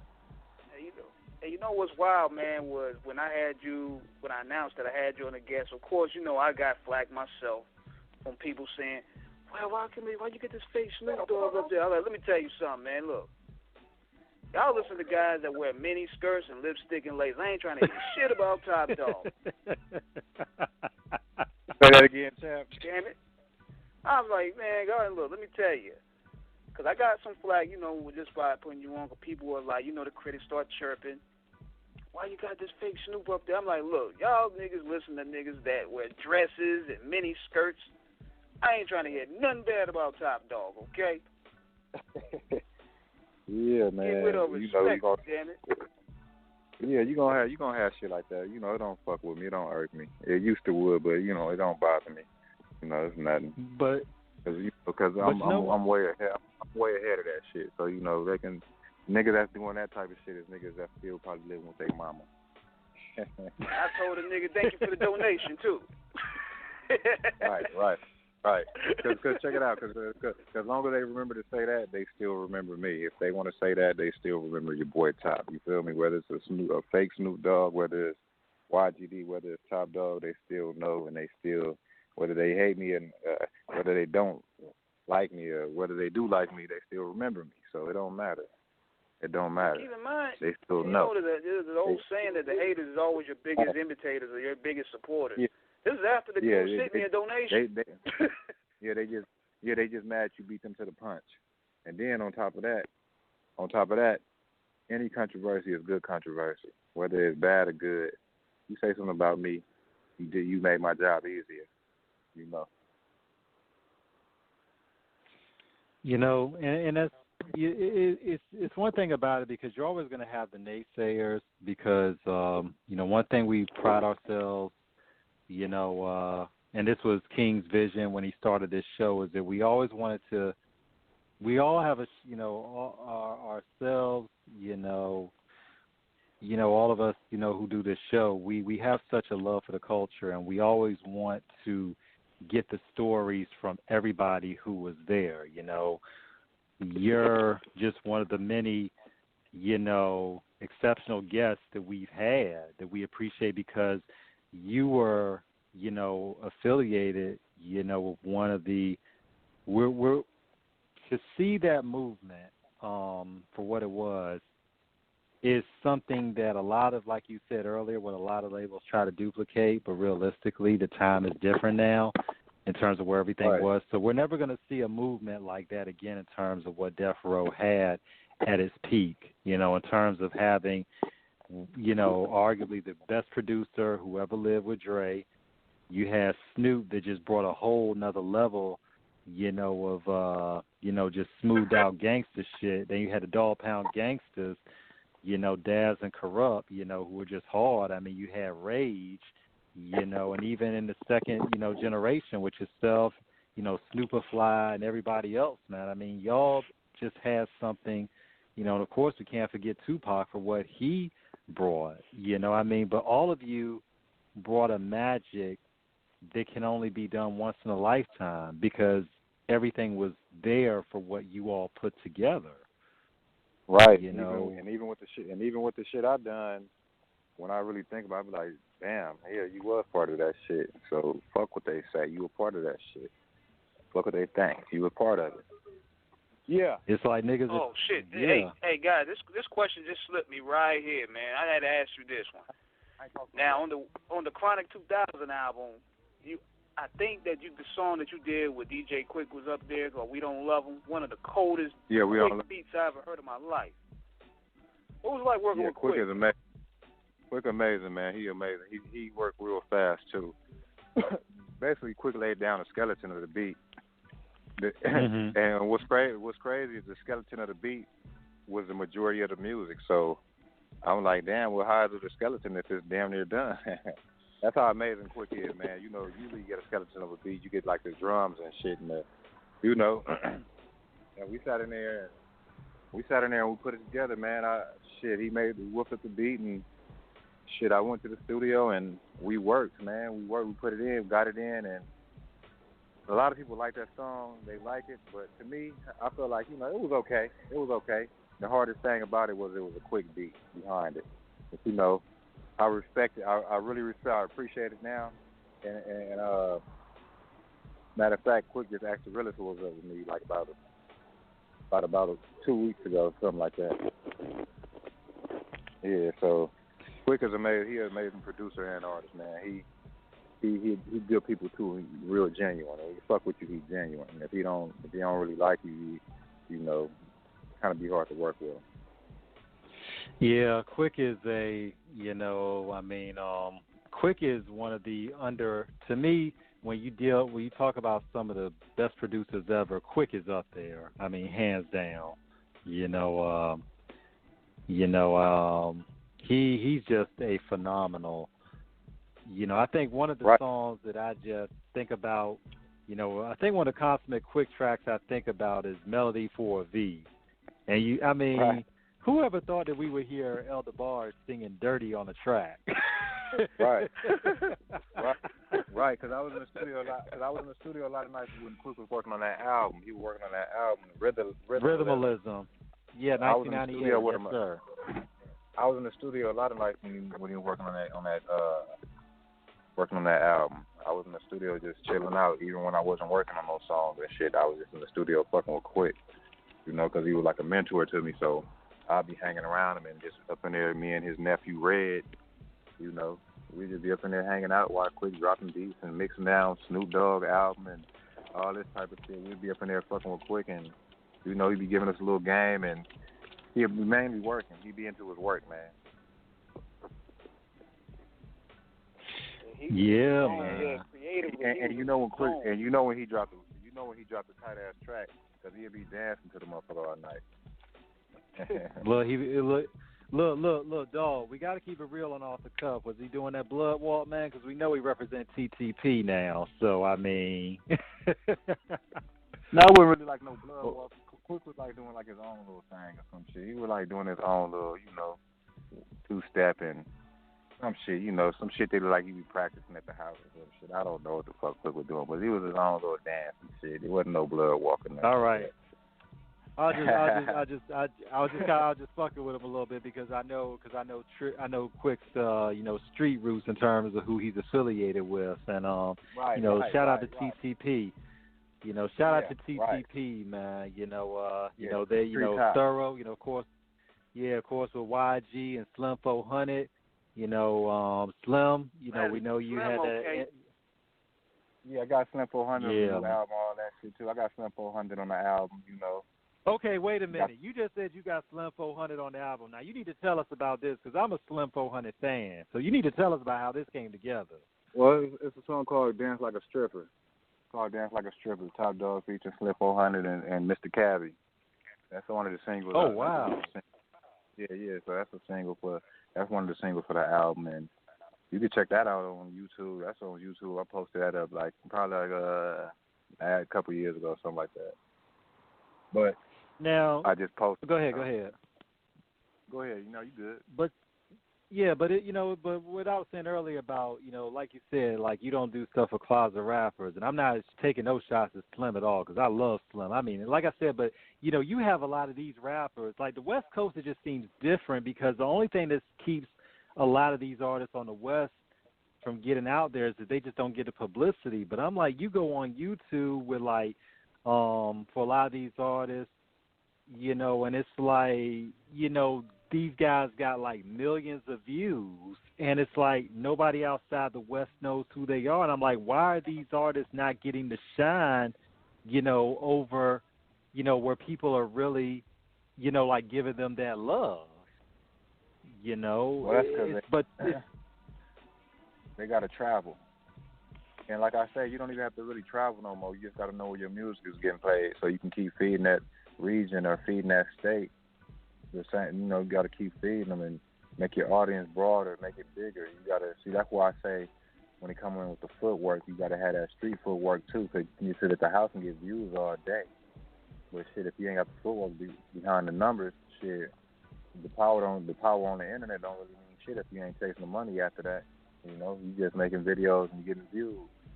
Because the game done changed. You make yourself hot. They come chase you. They come look for you. They come ask you to do shows. They come ask you to open up. Yeah, that's how it go. They change the game. Opposed to you setting up a venue, trying to get on a venue. That's different. The venues come look for you. And it's always been the same both ways. Either way it went, it's always been the same. They come look for you, or you make yourself hot enough to be, you know. But end of the day, you got to travel with the shit. You got to put your footwork down. You can't just sit on a computer. You got to put your footwork down. You got to plaster yourself everywhere, like I said in the beginning. You got to hit different states up. You can't gangbang in your state and then be scared to go to another state because you gangbang so hard over here. You're scared to go somewhere else. That's why you got to keep it neutral. You got to keep it professional, keep it neutral, and carry yourself with respect, dog, that's real. Say that again, dog, because that's real right there. That's real. Say that again. They gangbang so much in their own hood and where they local and where they known at to where they scared to go somewhere else because they scared to get treated how they treat motherfuckers where they at. You know what I mean? Yeah. You know, and yeah. You know, dog, that's real because. Go ahead. No, go ahead. I was gonna say you got gangbangers like that. They'll stun on niggas that walk through their neighborhood all day, but you'll never see that nigga leave his neighborhood because he's scared he gonna get stunted on.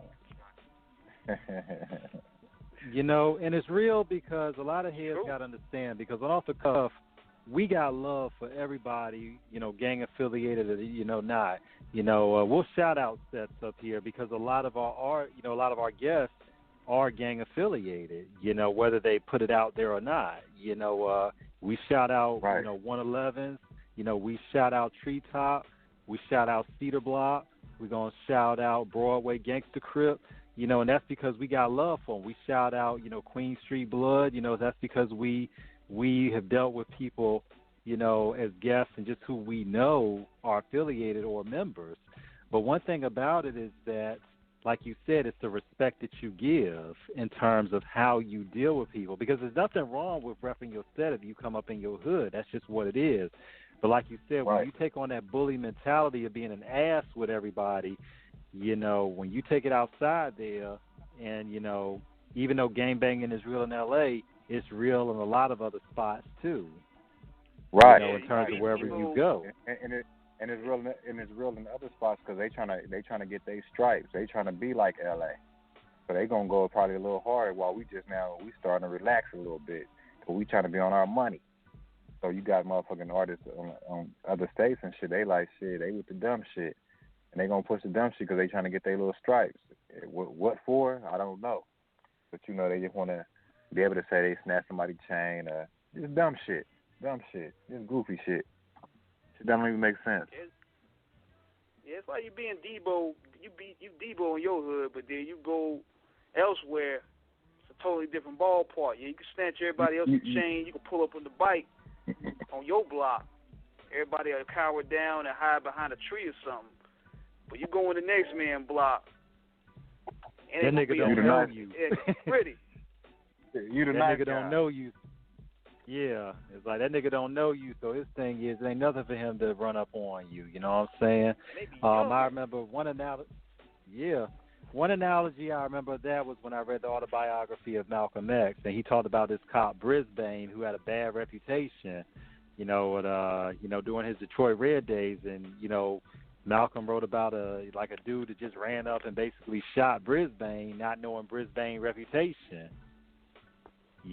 Brisbane ran up on him, the dude killed him. It's like, and the dude killed him not knowing Brisbane's reputation. So it's like, one thing about it, and I think a lot of artists, as we, look at it, we look at what happened with the 6ix9ine situation, how he was screaming all of that stuff, and basically, we only speak on it. Yeah, we only speak on this because it's documented, it's been in the news, but it's like, I think he saw them football numbers being thrown at him, and now he basically, everybody's saying he snitched. All I know is he just agreed to plead guilty and cooperate. I don't know what cooperating entails in terms of what he's going to tell them. I just know he pled guilty because he knew what those charges were against him, and he knew they were going to fold him like a cheap suit. So I mean, but you play that game out there. Hey, yeah, it's called snitch. Yeah, so I mean, we're gonna see what happens. We'll see what happens when that trial come up. Yeah, because like I go said, ahead. They want to play that tough man role, but shit, when the shit hits the fan, you find out who's tough and who's not. And a lot of these guys nowadays, they snitch on themselves. I'm looking at them like, damn, how you snitch on yourself? This is real crazy to me. You snitching on yourself, man. What are you doing? But they snitching on themselves for street credibility. Right. And then when credibility can't even buy no lawyers. I know, but they want to sell records. So it's like, hey, if we street, we're gonna sell more records. If we street, we're gonna sell them records. If we street, if we not, shit, If it is what it is, shit. But other than that, I gotta snitch on myself so I can sell some records. Definitely. And we got a couple minutes left in the show, dog. So, first off, we want to thank you so much for being with us and chopping it up with us on this Sunday night. Tell our audience all your social media, shamelessly plug everything that you have. It is yours. Just tell our audience about everything that you got going right now and where we can find you at. Well, check this out. They can find me at darksidemusic.biz. That's my website. That's my platform.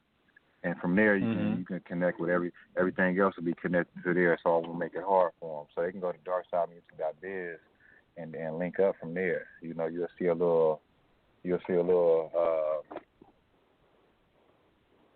How can I say? You see the little platform. Well, you'll see the little section where I got all my platforms. You can just click on them and link on them, and you'll find me from my Twitter to my Instagram to my blogger. You'll find me.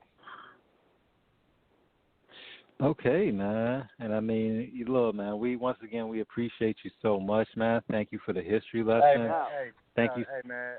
Hey, I appreciate y'all. You feel me, fellas? I appreciate y'all, man, because you took the time, opportunity to sit and talk with Top and get the scoop on what I'm doing, and that's big, man. You know, I got people that want to.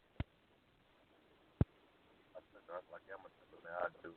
So you know, I appreciate you guys reaching out also. So you know, one hand watch the thing, just guys also doing another artist, giving another artist, giving them. How I think my opportunity, heard. We appreciate the opportunity, and the game that you gave us, man. We so much appreciate it, man. And you're always welcome to come back in. You're welcome to come back anytime. We would love to have you. We would love to have you come back anytime. And any other artists that you're plugged in with, man, feel free to bring them along next trip with us, man. Yeah, I got you, no doubt. No doubt, I got you. I got a few artists on my belt. I got an artist that's in Africa named Snappy. He hot right now. You know what I'm saying? We trying to get the African. We trying to get us hot over there in Africa right now, and then we're gonna bring it back over here. So we got a song called Tingalinga. It's real hot right now. I got it on radio. Okay. Out here. So we're gonna make it exclusive and blow it up even more out there. That way, when I go out there, we can perform it and make a lot of money. That's what it is, man. That's what's up, bro. But yeah, we about to sign this thing out, man. We appreciate you joining us. I'm going to definitely keep in touch with you. We're going to have the replay of this interview up on YouTube this week sometime, so I'm going to share that with you as well. Okay, that's what's up. No doubt. Man, keep me in y'all prayers, man. I keep y'all in my prayers also. We network, we mingle, meet, shake hands, and rub elbows, and let's get it. Definitely, no doubt, man. God bless, and once again, thank you. We're going to end the show on this note right here. Be sure to tune in Friday night. This coming Friday, we're going to have Side going in the building along with my man Pittsburgh Pat. Side Giddy. Yeah. Shout out to Pat. Yes. And in this joint with Topp Dogg joint, We Don't Love Him, produced by DJ Quick. We y'all with some music. Right. So we out of here. Peace. Yeah. Peace.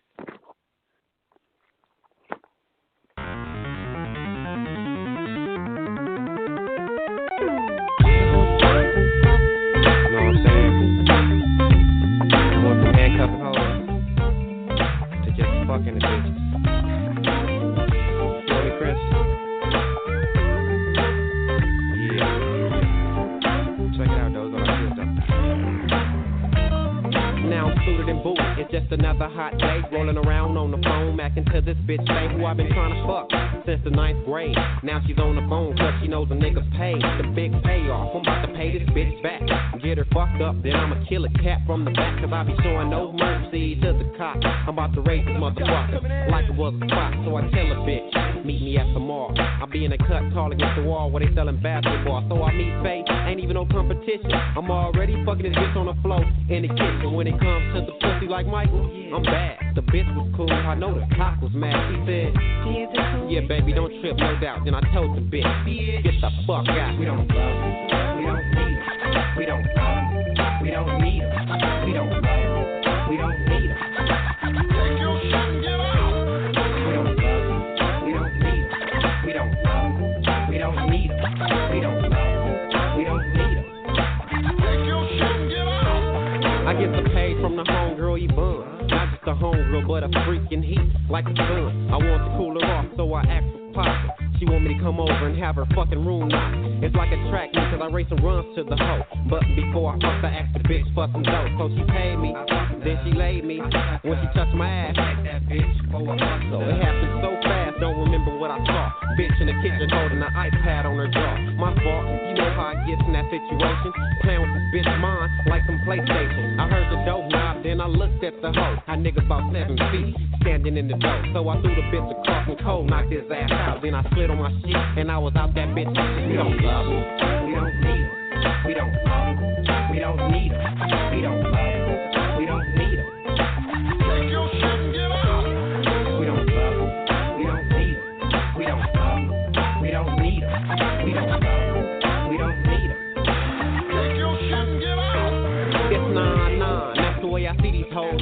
I'm not buying dinner, jewelry, and brand new clothes. Fuck the dumb shit. It's time to get rich and later on get a woman. I wouldn't call a bitch, but for now, that's what I'm living for. A favorite word to a bitch is fuck a hoe. But once again, it's on with the bitch named Miss Dick, holding nuts in her mouth like some fucking biscuits. Cause she say they melt in her mouth, not in her hand. That's the type of shit that makes me a one-night stand man. Be bouncing on the top like I'm on switches, huffing, puffing, fucking, and digging up ditches, growing out of hand.